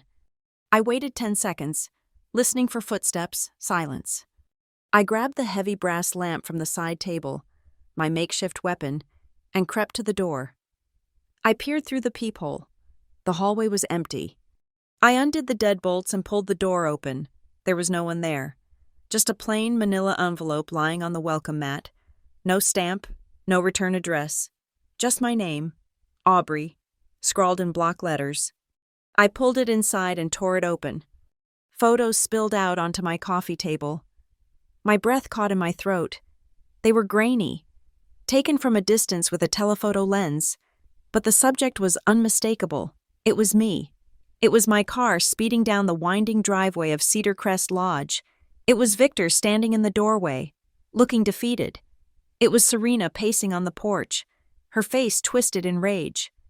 They were taken the night of the dinner. The black sedan in the woods, the eyes I had felt watching me. I dug into the envelope and found a single index card. The handwriting was jagged, hurried. I am not the only one they stepped on. They ruined my life too. Call me. There was a phone number. It was a burner number, the kind you buy at a gas station. My first instinct was to call Dana. This was evidence of stalking. But Dana would tell me to file a report, to wait, to let the bureaucracy handle it. I was done waiting. I needed soldiers, not just lawyers. I dialed the number. It rang 4 times. Then, a male voice answered, rough, cautious. Yeah? You sent me the photos, I said. Silence. Then, you are the daughter, the one causing all the trouble. I am the granddaughter, I corrected. Who are you? Meet me at the waterfront park, the North End, by the old cannery, 1 hour. Come alone. If I see a cop, I am gone. The line went dead. 1 hour later, I was sitting on a damp bench facing the gray water of the Sound. The wind was biting, cutting through my coat. A man approached from the walking trail. He was in his late 30s, wearing a faded construction jacket and a baseball cap pulled low. He looked like a man who had not slept well in a year. He sat down on the other end of the bench, keeping a wide distance between us. I am Noah, he said, not looking at me. Noah Granger. I used to be the senior project manager for Callaway Urban Estates. I recognized the name. You managed the Riverside project before Serena took over. Serena did not take over, Noah spat, turning to look at me. His eyes were bloodshot, rimmed with exhaustion. She hijacked it. I was the one who raised the red flags, Aubrey, about the nursing homes. Tell me, I said. 2 years ago, right after your grandmother had her first stroke, Victor ordered a review of the operational costs for the senior living facilities. Noah said. He wanted to cut expenses by 30%. 30%. You cannot cut that much without people suffering. He rubbed his hands together to warm them. They fired the experienced staff. They hired agency temps who did not know CPR. They switched the food suppliers to some budget company that served absolute garbage. I saw the invoices, and at the same time, I saw the marketing brochures Serena was printing, luxury living for the golden years, the Maggie Callaway promise. He laughed, a bitter, sharp sound. They were using Maggie's face to sell a lie. I went to Victor. I told him it was dangerous. I told him we were going to get sued if someone died. He told me to stay in my lane. A week later, I was fired. Insubordination. They blackballed me. Aubrey. I have not been able to get a job in construction in this state for 18 months. They called every developer in town and told them I was stealing materials. Why reach out to me now? I asked. Because I saw the news, Noah said. They are painting you as the crazy one, the ungrateful brat. But then I saw you at the lodge. I saw you run out of there like hell was chasing you. And I realized, maybe you are not the villain. Maybe you are the only one left who actually gives a damn about what Maggie stood for. He reached into his jacket and pulled out a rolled-up tube of paper. "I kept these," he said. "Insurance. I thought maybe one day I could use them to get my severance pay, but money does not fix what they did." I unrolled the papers. They were blueprints, detailed architectural drawings of the Calloway mansion. "Look at the study," Noah said, pointing a dirty fingernail at the master floor plan. "Serena had me bring in a contractor about 6 months before Maggie died. Off the books, cash job. She wanted a wall modification." He tapped a spot behind where Maggie's desk used to sit. "They cut into the load-bearing wall," Noah explained. "They installed a high-security, unparalleled steel safe, fireproof, biometric, and then they patched the drywall over it. It is not just a safe, Aubrey, it is a tomb. That is where they put things they never want anyone to see." "A hidden safe," I whispered. "Behind the wall." "You will not find it unless you know exactly where to look," Noah said. "The patch job was perfect. They hung a painting over it, but the void is there. I guarantee it." I looked at him. "Will you testify to this, if it comes to it?" Noah looked out at the water. He looked terrified, but then he looked at me, and I saw the same anger that was burning in my own gut. "Yeah," he said. "I will testify. I am tired of letting them win." I left the park with the blueprints and a new ally, but the war was fighting back on multiple fronts. While I was meeting Noah, Dana Ruiz was fighting her own battle at the bureau. She called me that afternoon, her voice tight with controlled urgency. "We got the medical records," Dana said. "The real ones, not the sanitized summary Serena gave the probate court." "And?" "It is bad. Aubrey, 3 months before she died, Maggie requested a psychiatric evaluation. She specifically asked for a competency hearing. She wanted a doctor to certify that she was sane." "Why?" I asked, though I suspected the answer. "Because she knew they were gaslighting her," Dana said. "She wanted legal proof that she was of sound mind so she could change the will back to you. But the evaluation never happened. The request was canceled by her medical proxy, Serena." Dana paused, and I could hear papers rustling. "There is more. Her toxicology report from the hospital admission, the one from the stroke, showed high levels of opioids, oxycodone. But her chart says she was only prescribed mild anti-inflammatories for arthritis." "They were drugging her," I said, my voice trembling. "They were keeping her sedated so she could not fight." "It looks that way," Dana said. "We have enough for probable cause on the medical abuse, but to nail them for the fraud, to get the assets back, we need that physical evidence. We need the original will. We need the paper trail of the forgery." "I know where it is," I said. "There is a safe, a hidden safe in the study wall. A former project manager just gave me the blueprints." "That is good," Dana said. "That is very good. But we have a problem. We need a warrant, and judges in this town are hesitant to sign a no-knock warrant for a prominent family based on the word of a disgruntled ex-employee and forgive me, estranged daughter." "We need more," I said. "We need a direct link," Dana confirmed. "Something that places that specific evidence in that specific safe." While we scrambled for the final piece of the puzzle, Serena launched her offensive. I turned on the television that evening to see my stepmother sitting on the plush beige sofa of the Silverford Hour, the city's most popular local talk show. She was wearing soft pastels, holding a tissue, looking for all the world like a saint being crucified. "It is just heartbreaking," Serena told the host, wiping away a non-existent tear. "We tried so hard to help her. Aubrey has always been spirited, but after Maggie passed, she just unraveled. She started imagining conspiracies. She became aggressive." The host nodded sympathetically. "And you have supported her financially through this?" "Of course," Serena sighed. "We paid for her apartment. We paid for her therapy. We treated her like our own flesh and blood. But when she started threatening us, threatening to destroy the company her grandmother built, we just did not know what to do. We are praying for her. We just want her to get the help she needs."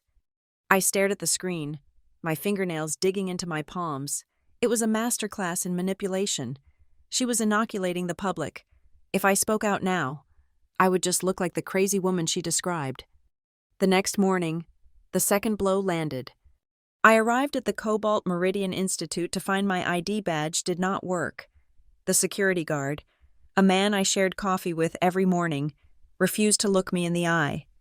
"You need to go to HR, Ms. Calloway," he mumbled. In the sterile HR office, my boss sat with a grim expression. He slid a letter across the desk. "We received several anonymous complaints regarding your professional conduct," he said. "Allegations of data misuse, unstable behavior, harassment of clients." "This is retaliation," I said, standing up. "My family is trying to discredit me." "We have to investigate," he said, refusing to meet my gaze. "Until the investigation is concluded, you are placed on unpaid administrative leave. Please hand over your laptop and your badge." I walked out of the building with a cardboard box containing my potted plant and my stapler. I stood on the sidewalk, the rain soaking my hair, feeling the weight of the city pressing down on me. No job, no money coming in, my reputation in tatters, my family hunting me. I felt a crack in my resolve, a hairline fracture running down the center of my soul. Maybe they were too big. Maybe I was just one person against a machine. I went home and collapsed on the sofa. I pulled up the video of Maggie one more time. I watched her roll up her sleeve. I saw the bruises. If you are seeing this, it means they won the battle. But they have not won the war. My phone buzzed. It was Noah. "I got it," he said. His voice was breathless. "Got what?" "I still have friends in the back office," Noah said. "Low-level guys?" I called the old accountant, the one who retired right after Maggie died.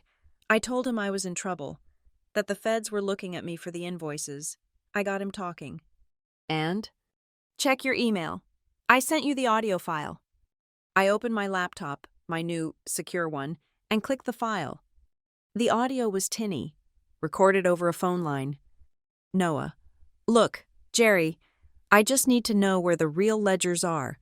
If they come for me, I need to show them I wasn't the one signing the checks." Jerry, old accountant: "Kid, forget the ledgers. Those are shredded.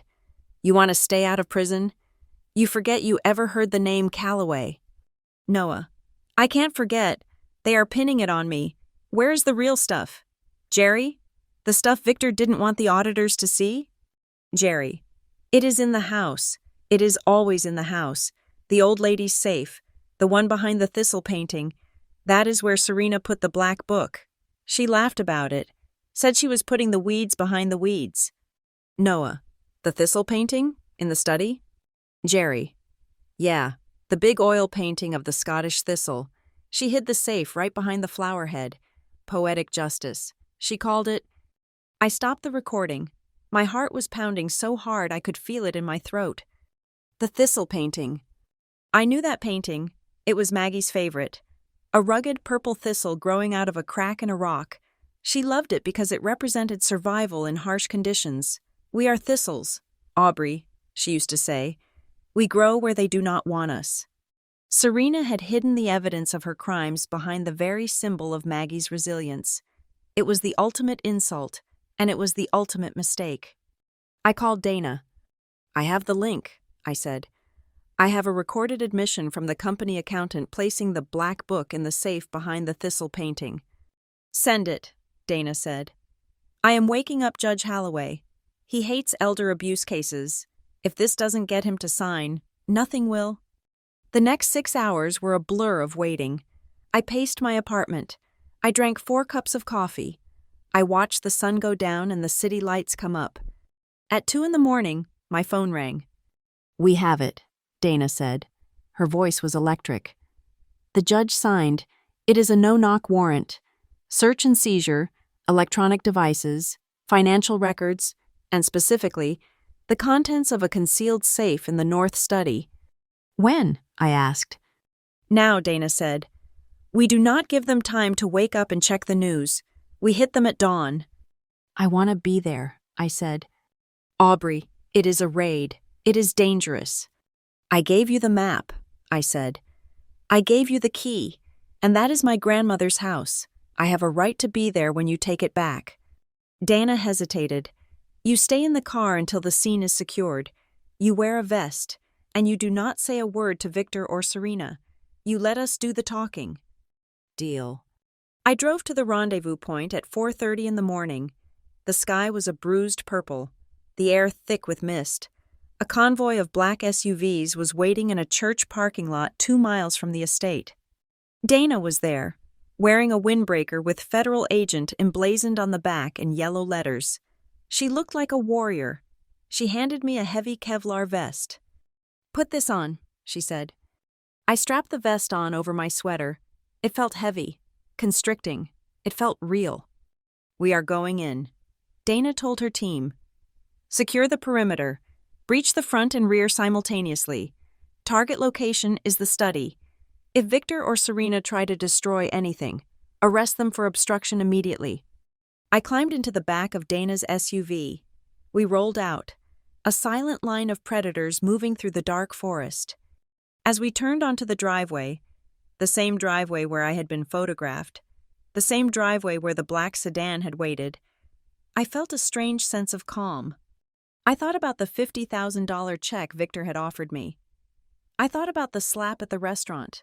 I thought about the mental health lies on television. They had spent 2 years trying to bury me. They had spent 2 years trying to erase Margaret Calloway. The SUVs accelerated. The lights stayed off. We crested the hill. The mansion loomed ahead, dark and silent, a sleeping beast. Dana turned to me in the back seat. Her eyes were fierce. Ready? She asked. I touched the thistle key in my pocket. Break the door down, I said. The dawn light was a bruised purple, pressing against the windows of the SUVs as we rolled to a stop in the circular driveway. The silence of the Calloway estate, usually so imposing, felt fragile now, about to be shattered by the weight of the federal government. I sat in the back of the lead vehicle, the heavy Kevlar vest digging into my ribs. It was an absurd accessory for a granddaughter visiting her childhood home. But then again, this was not a visit. It was an invasion. Stay close to me, Dana Ruiz said, checking the clip on her sidearm. A formality, she assured me, but a terrifying one nonetheless. Do not engage with the subjects. Let us secure the premises first. We stepped out into the cold morning air. The gravel crunched under the boots of 12 federal agents. The windbreakers with Western Integrity Bureau emblazoned in yellow letters seemed to glow in the half-light. Dana signaled the team. They moved with fluid, practiced efficiency, surrounding the perimeter. We walked up the stone steps to the massive oak double doors.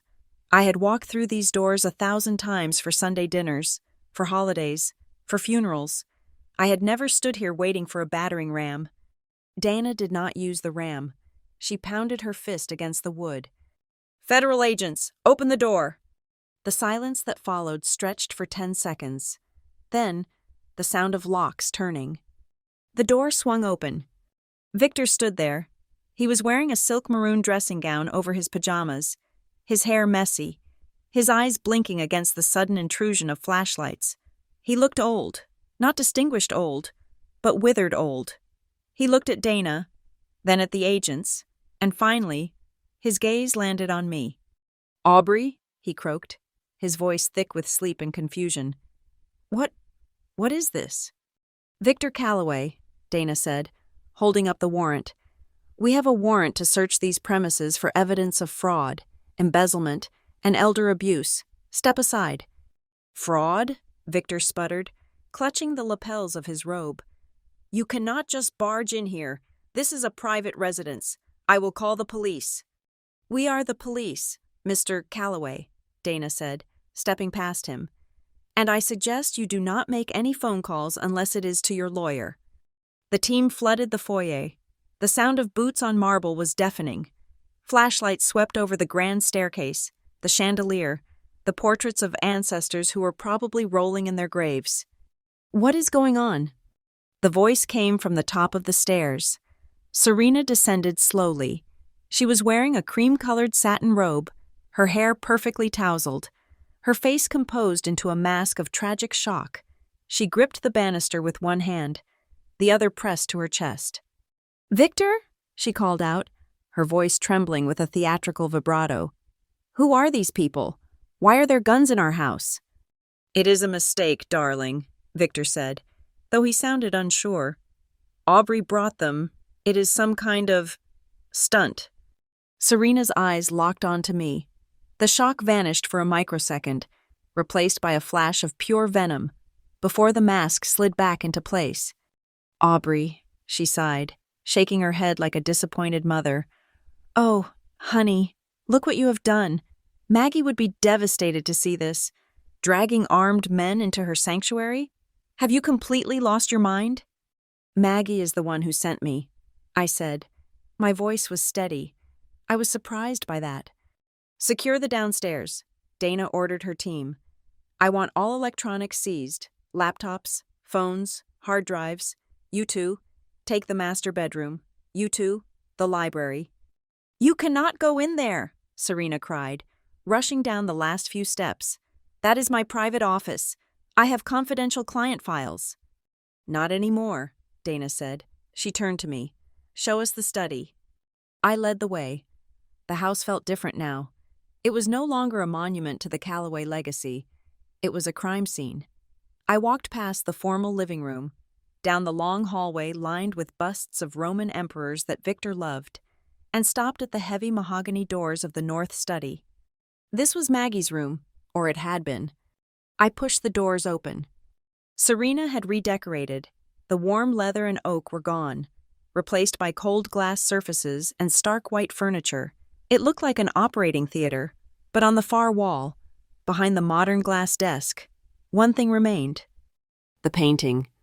It was a large oil canvas, 4 feet by 3 feet, depicting a rugged Scottish thistle growing out of a crack in a gray rock. The purple head of the flower was defiant, surrounded by sharp thorns. It was the only thing in the room that felt like my grandmother. "There," I said, pointing. 2 agents moved the desk aside. Victor and Serena were herded into the room by another agent. They stood near the door, Victor looking pale, Serena looking like a coiled snake. "This is ridiculous," Serena hissed. "You are going to damage the art. That is a 19th century original." "Remove it," Dana said. The agents lifted the heavy frame from the wall and set it gently on the floor. Behind the painting, the wall was not smooth. There was a square section of plaster, roughly 2 feet wide, that was a slightly different shade of cream than the rest of the room.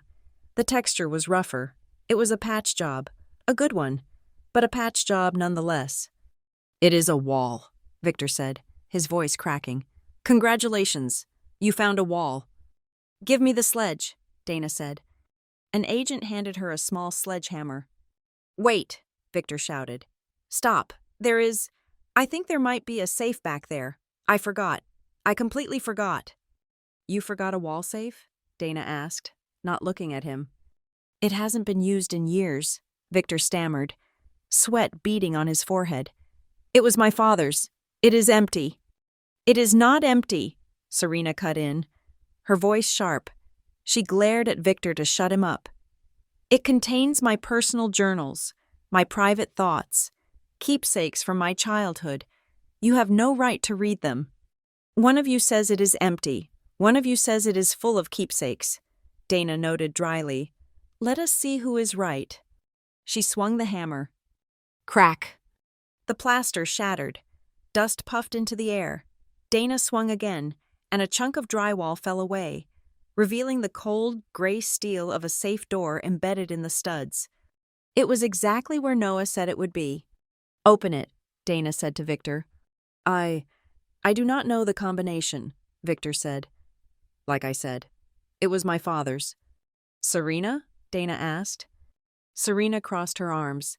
"I am not opening anything without my lawyer present." Dana turned to me. "Aubrey, you said you had a key?" "Not a key for this," I said, "but I might have the code." I stepped forward. The keypad was digital, battery-operated. I prayed the batteries were not dead. I pressed a button. It beeped. I tried Maggie's birthday first, March 3rd, 1945. The light flashed red. Error. I closed my eyes. I thought about the cedar box. I thought about the thistle key in my pocket, the key to the bank box. I pulled it out. Etched into the brass stem of the key was a series of numbers. I had assumed it was a serial number for the bank vault, 8291. I punched the numbers into the keypad. 8291. The light turned green. A heavy mechanical clunk echoed in the silent room. I pulled the handle. The heavy steel door swung open. It was not empty, and it was not full of childhood keepsakes. Stacked neatly inside were 3 black moleskin notebooks, a thick legal document bound in a blue folder, and a small, silver external hard drive labeled with a strip of masking tape.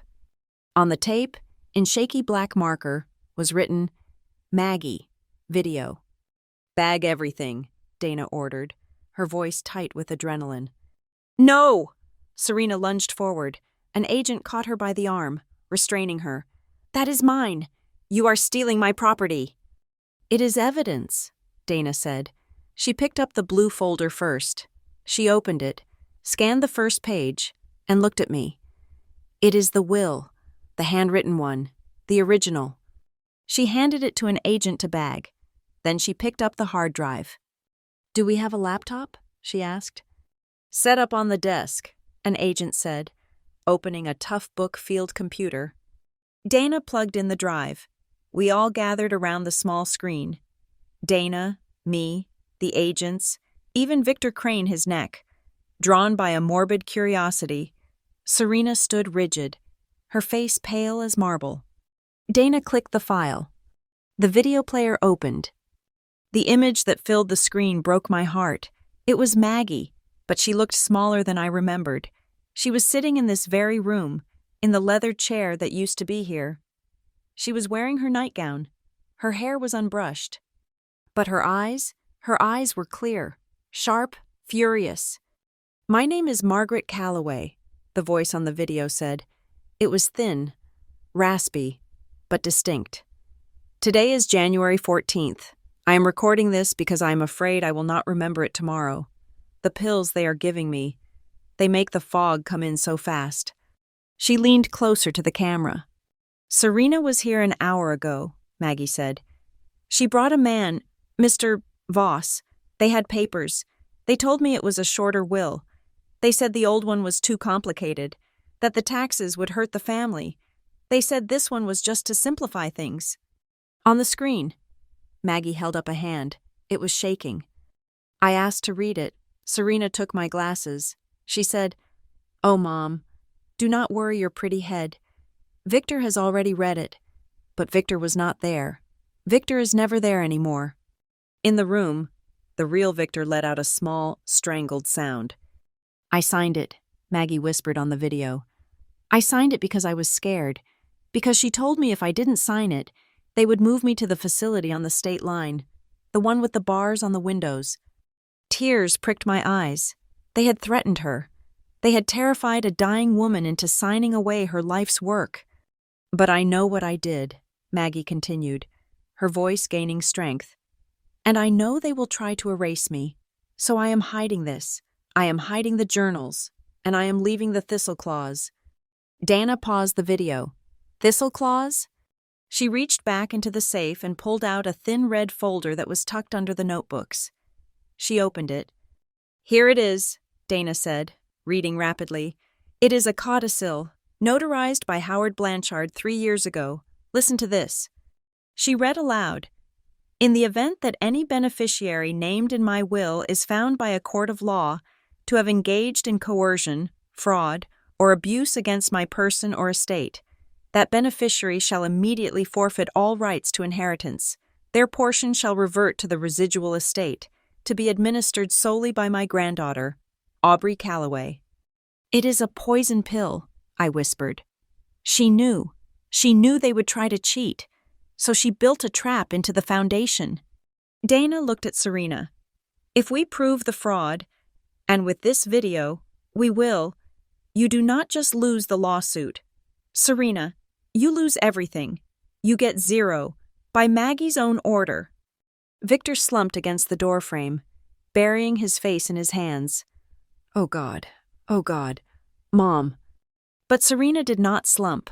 She stood perfectly still. The shock on her face was melting away. And what was revealed beneath was hideous, the mask of the grieving.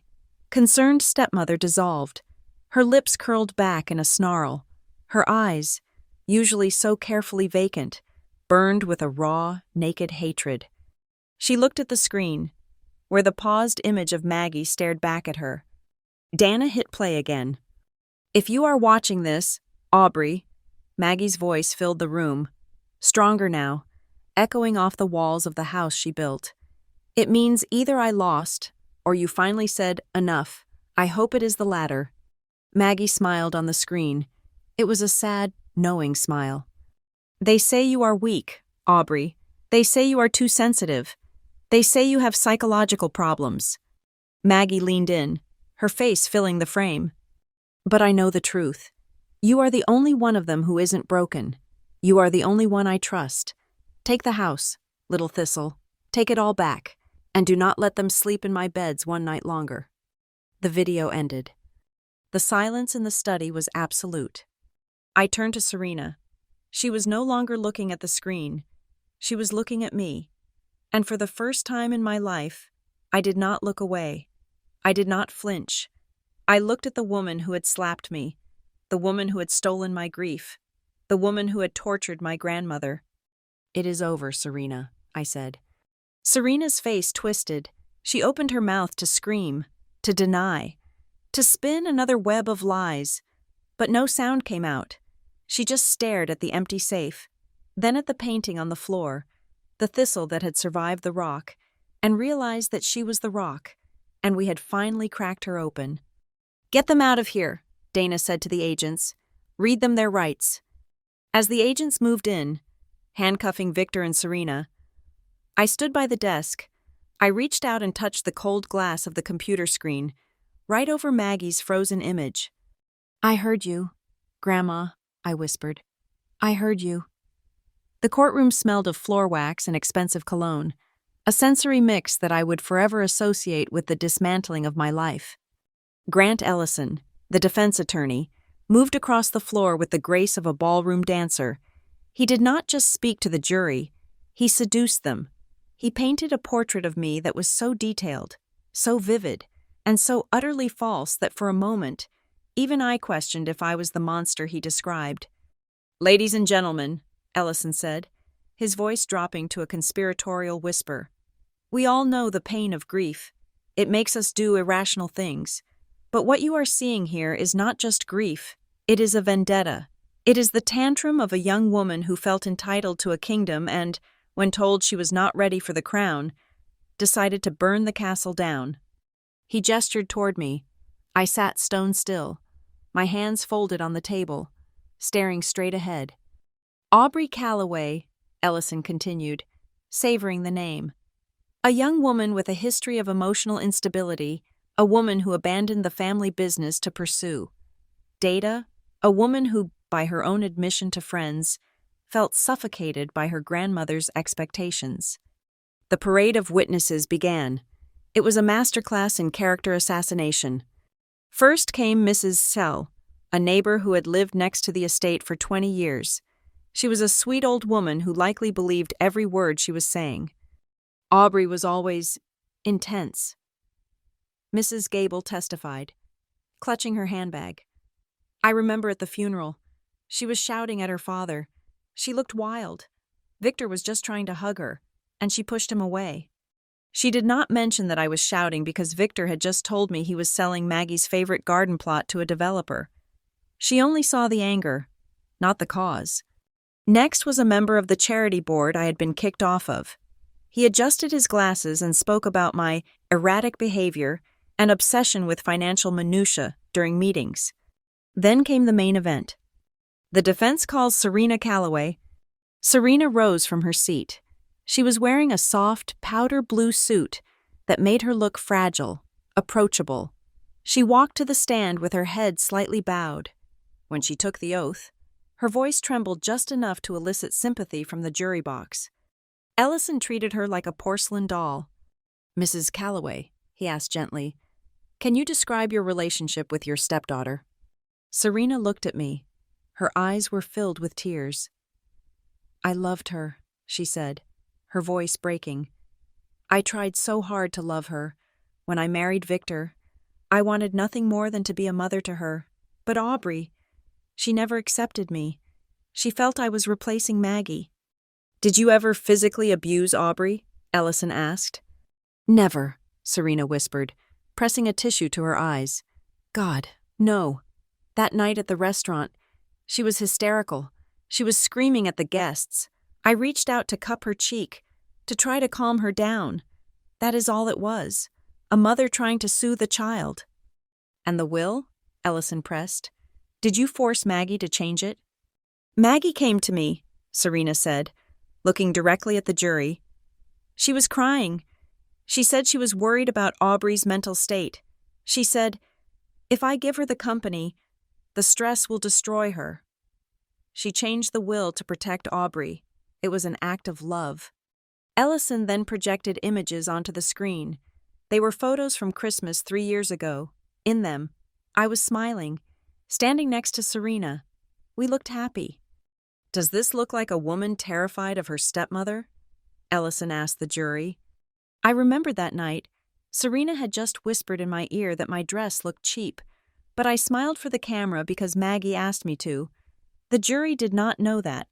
They just saw a happy family and a bitter plaintiff. When Victor took the stand, he played the tragic middleman. "I am caught between the 2 women I love," he said, looking at his hands. "I just want peace. I offered Aubrey money not to silence her, but to help her. She needs professional help. I just want my daughter back." By the time the defense rested, I could feel the temperature in the room. The jury looked at me with pity and suspicion. The press gallery was typing furiously, likely drafting headlines about the Calloway heiress meltdown. I looked cold. I knew. I looked unfeeling. But I was not cold. I was frozen, waiting for the thaw. "Ms. Ruiz," the judge said, "your witness." Dana stood up. She did not walk to the podium. She stood at our table, her hand resting on the stack of hard drives we had pulled from the safe. "Your Honor," Dana said, her voice cutting through the fog of sentimentality Ellison had created. "The defense has told you a story about a loving family and a confused old woman. They have shown you photos. They have given you tears." She picked up the remote control. "But the prosecution is not interested in stories. We are interested in the truth, and in this case, the truth was buried inside a steel safe behind a painting, hidden by the defendants to ensure it never saw the light of day." Dana turned to the jury. "You have heard from everyone except the one person who actually matters, the person whose legacy is on trial. The defense told you Margaret Calloway was senile. They told you she was confused." Dana pointed the remote at the large screen. "Let us hear from Margaret Calloway herself." The room went silent. Serena shifted in her seat, her knuckles white as she gripped the armrest. Victor stared at the floor. The video began to play. The image of Maggie filled the screen. She was sitting in her study, the date clearly visible on the digital clock behind her. January 14th, 3 months before she died. "My name is Margaret Calloway." Maggie's voice rang out. It was not the voice of a senile woman. It was sharp, clear, and laced with a terrifying intelligence. "I am recording this because I am being held prisoner in my own home." A gasp rippled through the gallery. The jury leaned forward as one. "On the screen?" Maggie looked directly into the lens. "Serena has taken my glasses. She has fired my nurse. She and Victor are pressuring me to sign a new will. They think I do not know what it says, but I read it when she left it on the nightstand. It cuts Aubrey out. It gives everything to the woman who is currently putting sedatives in my tea." Serena let out a small, strangled sound, but Ellison put a hand on her arm to silence her. "I am signing it," Maggie continued on the video, "because if I do not, Serena threatened to move me to a state facility. She said I would die alone in a room with bars." Maggie leaned closer. The high-definition screen showed every line of pain on her face, but also the fire in her eyes. "But listen to me, Aubrey, I hid the real will, and I hid this. If you are watching this, It means I am dead, and they are trying to steal your life." Then came the line that changed everything. "Serena is a coward," Maggie said, her voice dropping to a growl. "She only strikes when she thinks no one is watching. If she ever lays a hand on you, Aubrey, and she will, because she hates anything she cannot control, it means she feels safe. Make her never feel safe again." The screen went black. The silence in the courtroom was heavy, suffocating. It was the silence of a lie being shattered. The timeline on the video proved Maggie was lucid months before the dementia defense claimed. It proved the coercion.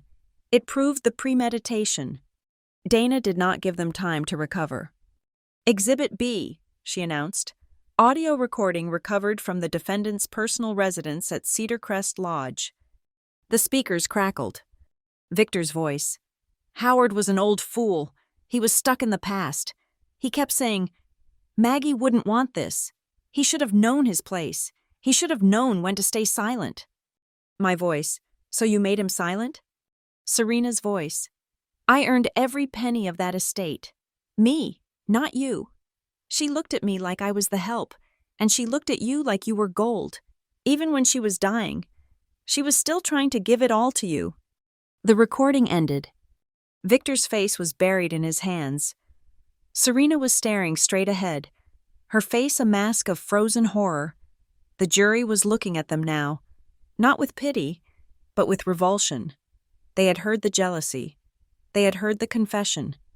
The prosecution calls Lena Hart. Lena walked to the stand. She looked nervous, but she held her head high. She testified about Howard Blanchard's notes. She read the entries from the yellow legal pad, the dates, the times, the specific complaints Maggie had made about Serena changing her medication. She described how Victor had fired the firm the moment Howard refused to draft the fraudulent will. The prosecution calls Noah Granger. Noah looked like a new man. He wore a suit I had helped him buy. He spoke clearly, outlining the financial gutting of the nursing homes. He explained the Maggie Thistle Shell Company. He described the wall safe and how he knew it existed because he was the one ordered to hide it.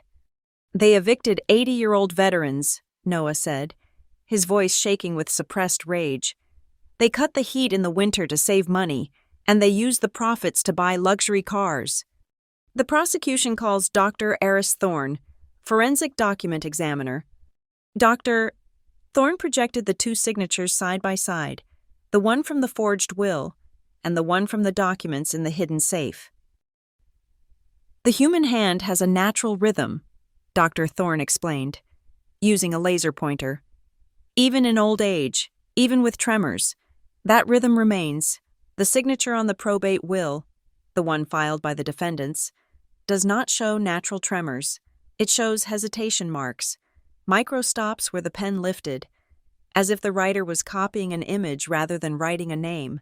It is a forgery, a sophisticated one, but a forgery nonetheless." Finally, Dana played her last card. The prosecution calls Maria Gonzalez. A hush fell over the room. We had kept Maria a secret. She was a nurse from the agency Serena had hired, one of the few who had not been fired, but who had quit in disgust. She had been terrified to come forward, but after seeing the news of the raid, she had called Dana. Maria was young, scared, but determined. "Did you care for Margaret Calloway in her final weeks?" Dana asked. "Yes," Maria said quietly. "Can you describe the medication regimen?" "Mrs. Calloway was prescribed mild pain relievers," Maria said. "But Mrs. Serena, she kept bringing in her own bottles.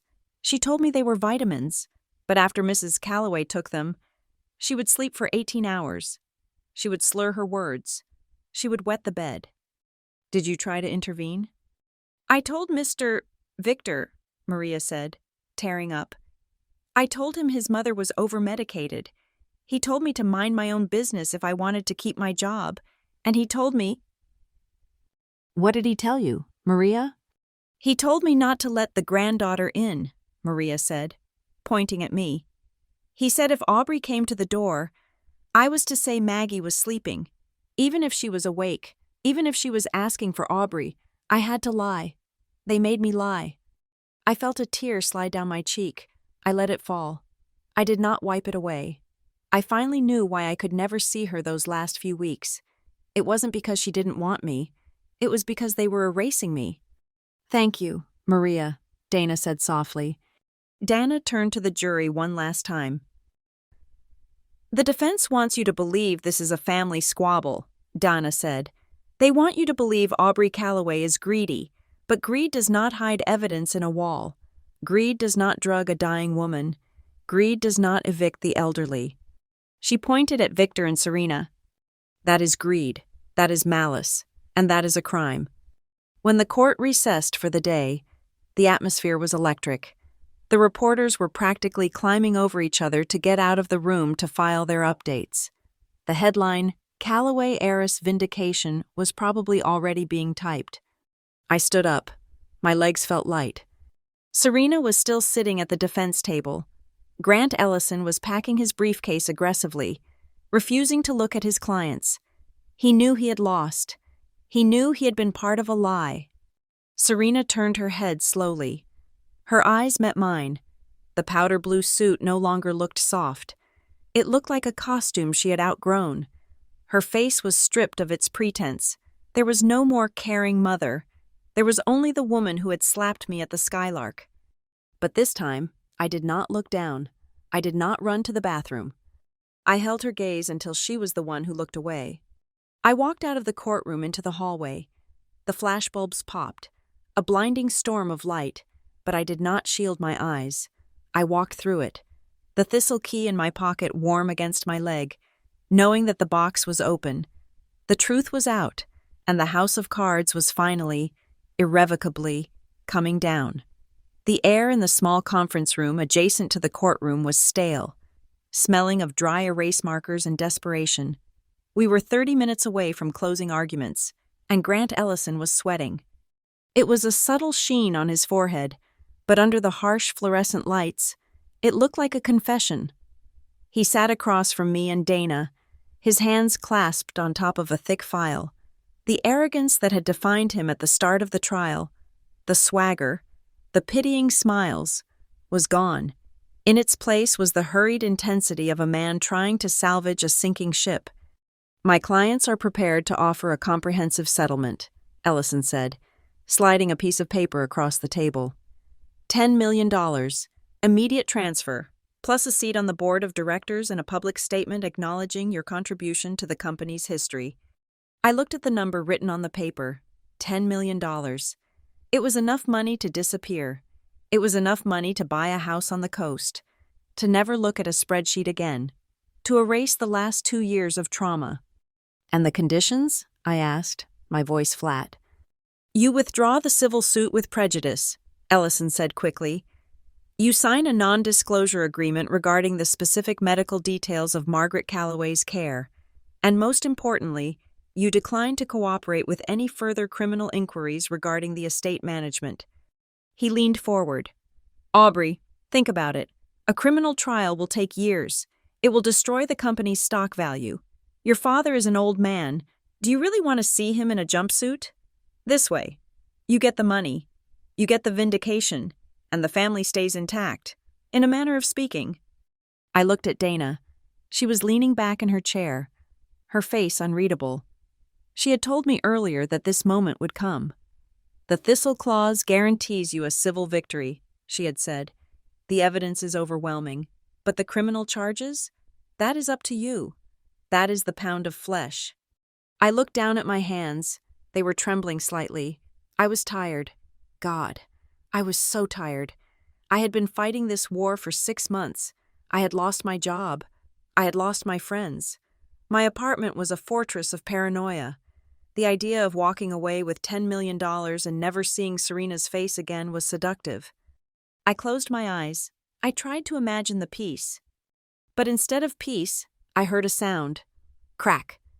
The sound of a hand striking a cheek in a crowded restaurant. I heard the laughter. I saw the way the guests looked down at their plates, pretending not to see my humiliation. I saw the note on my coffee table. Family business should stay in the family. That phrase, it was not a plea for privacy, it was a threat. It was the shield they used to hide the bruises on my grandmother's arm. It was the wall they built to silence the screams of the elderly people they had evicted into the cold. If I took the money, I was agreeing with them. I was agreeing that the truth could be bought. I was agreeing that Serena's cruelty had a price tag, and that $10 million was enough to cover it.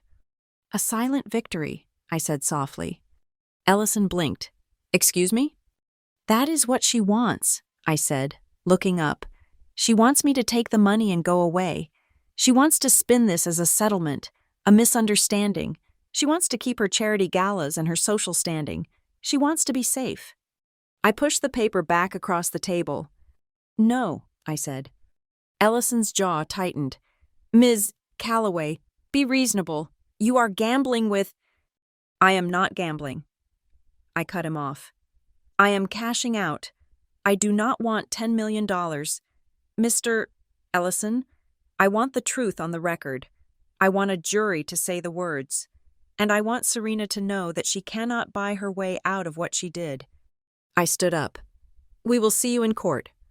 Dana stood with me, a small, fierce smile touching her lips as we walked out, leaving Ellison staring at his rejected offer.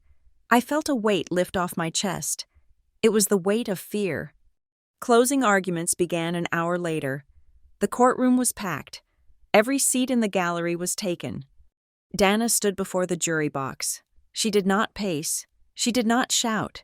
She simply held up the photo of the safe hidden behind the thistle painting.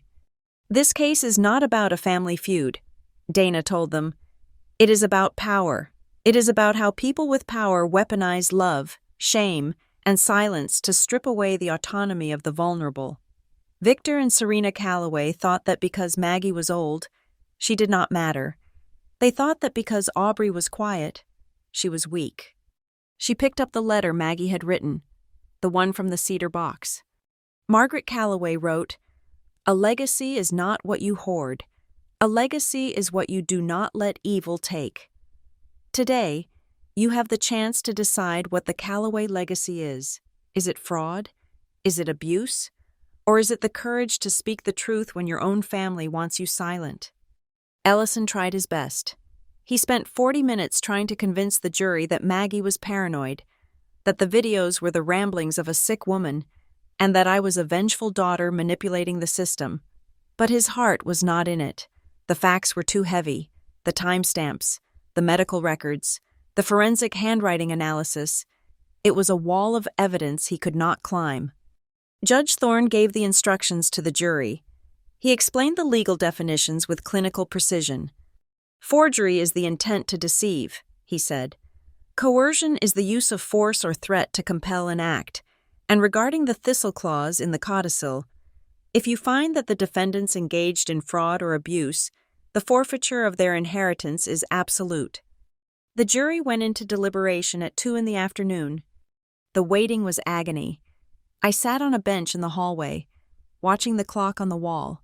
Every minute felt like an hour. Victor and Serena sat on a bench at the far end of the hall, separated from me by 50 feet of marble floor and a lifetime of betrayal. Serena was pacing, talking rapidly into her phone. Victor was just sitting there, staring at his shoes. At 4:30, the bailiff opened the door. They have a verdict. My heart hammered against my ribs as I walked back to the plaintiff's table. I sat down next to Dana. She reached out and squeezed my hand. Her palm was warm, dry. "Breathe," she whispered. The jury filed in. They did not look at the defense table. That was the tell. Everyone knew it. If they look at the defendant, it is an acquittal. If they do not— "Have you reached a verdict?" Judge Thorne asked. "We have, Your Honor." The foreperson, a middle-aged schoolteacher, said. She unfolded a piece of paper. Her hands were steady. In the matter of the estate of Margaret Calloway versus Victor and Serena Calloway, regarding the validity of the handwritten will dated January 14th, we find for the plaintiff— A gasp went through the room. "We find that the will submitted to probate by the defendants was a forgery." The foreperson continued. "We find that the defendants engaged in financial abuse of an elder. We find that the conditions of the Thistle Clause have been met. The judge nodded. And the damages? We award full control of the estate to the plaintiff, Aubrey Calloway. Under the terms of the Thistle Clause, the defendant, Serena Calloway, is stripped of all beneficiary rights. The defendant, Victor Calloway, is removed as executor and stripped of all managerial rights. It was a total victory. It was a massacre. Furthermore, the judge added, looking over his glasses at the defense table, given the jury's findings of fraud and abuse, I am immediately referring this matter to the District Attorney's Office for Criminal Prosecution. Bailiffs, please ensure the defendants do not leave the jurisdiction. That was the spark. Serena stood up. The movement was so violent her chair tipped over and crashed onto the floor. The mask was gone. The poise, the elegance, the grieving mother act. It all shattered. Her face was twisted into a rictus of pure, animalistic rage. She pointed a shaking finger at me. "You little witch!" she screamed. Her voice was raw, ugly, echoing off the high ceiling. "You ruined it. You ruined everything. I gave my life to this family. I fixed his messes." She gestured wildly at Victor. "I built that company while she sat in her office playing with numbers. It is mine. It is mine." "Order!" The judge banged his gavel. "Restrain the defendant." "You think you won?" Serena shrieked as two bailiffs moved toward her. She lunged toward the rail, her eyes bulging. "You have destroyed our lives. Aubrey, are you happy? Look at your father. You killed him. You ungrateful, spiteful little—" The bailiffs grabbed her arms. She thrashed, kicking and spitting, all the venom she had hidden behind closed doors finally spilling out for the world to see. I watched her. I did not feel fear. I did not feel triumphant. I just felt a profound sense of clarity. This was who she was. This was always who she was. Victor did not move. He sat in his chair, slumped over, looking like a man whose skeleton had been removed. He looked 20 years older than he had that morning. He looked at me, his eyes watery and lost, and then he looked away. "Court is adjourned," the judge said, his voice disgusted. The press surged forward, a tidal wave of microphones and cameras pushing against the rail. Dana blocked them with her body. "Go," she told me. "Take the side exit. I will handle the statement." I slipped out the side door, away from the shouting, away from Serena's screams, away from the flashbulbs. I walked down the quiet back hallway of the courthouse. The adrenaline was fading, leaving me lightheaded. I pushed open the heavy fire door and stepped out onto the side steps. The air was cool and crisp. The sun was setting, painting the sky in shades of bruised violet and gold. I took a deep breath, filling my lungs with oxygen that finally felt clean. My phone buzzed in my pocket. I ignored it. Probably a reporter. It buzzed again and again, a specific, rhythmic pattern. I stopped. I knew that pattern. I pulled the phone out. The screen was glowing against the twilight. Delayed message from Maggie Calloway. Part 2. Delivery date. Today. Delivery condition. Activation of Thistle Clause. My hands shook as I unlocked the screen. It was a video file. I pressed play. The screen showed Maggie. She was wearing the same nightgown as the video in the safe. She was sitting in the same chair, but she looked different. She looked softer. She was smiling. "Hello again, my little Thistle," she said. I sat down on the cold concrete steps, clutching the phone. "If you are seeing this," Maggie said, "it means the trial is over. It means you found the safe. It means you stood up to them, and most importantly, it means you did not take the settlement." She chuckled softly on the video. "I know they offered you one. Victor always tries to buy his way out of trouble. And Serena, she thinks everyone has a price. But I knew you would not take it. I knew you would choose the hard road. I always trusted your backbone. Aubrey, more than I trusted any bank account." Maggie leaned closer to the camera. Her expression grew serious. "Now, here is the part I did not tell you before. The Thistle Trust, the one you now control." She held up a finger. "It is not a reward. Aubrey, it is a job. I have written a condition into the trust charter. You cannot just sit on this money. You cannot just be rich. The charter stipulates that 60% of the annual dividends must be used to establish a legal defense fund for the elderly. You have to use this money to fight for people who do not have a granddaughter like you. My breath caught in my throat. If you fail to do this, Maggie continued, her eyes twinkling, if you turn into just another Callaway landlord, the trust dissolves and all assets go to the Red Cross. So, get to work, honey. You have a lot of people to save. She smiled one last time, a smile full of pride and love. I love you, Aubrey. Now, go make them regret they ever underestimated us. The video ended. The screen went black. I sat there for a long time. Behind me, through the thick walls of the courthouse, I could still hear the faint commotion of the aftermath. I could hear the sirens of the police cars, presumably coming to transport my father and stepmother to booking. But in front of me, the city of Silverford was lighting up. Thousands of windows, thousands of lives. I stood up. I smoothed my blazer. I was not just an heiress. I was not just a victim. I was the CEO of the Thistle Trust, and I had a job to do. I looked at the phone one last time, then slid it into my pocket. Copy that, Grandma, I whispered. I walked down the steps, past the waiting news vans, past the cameras that turned to follow me. I did not hide my face. I walked straight into the lights, ready to start the work that would turn my revenge into a revolution. Thank you so much for listening to this story. I would love to know where you are tuning in from. So please leave a comment below with your country or city.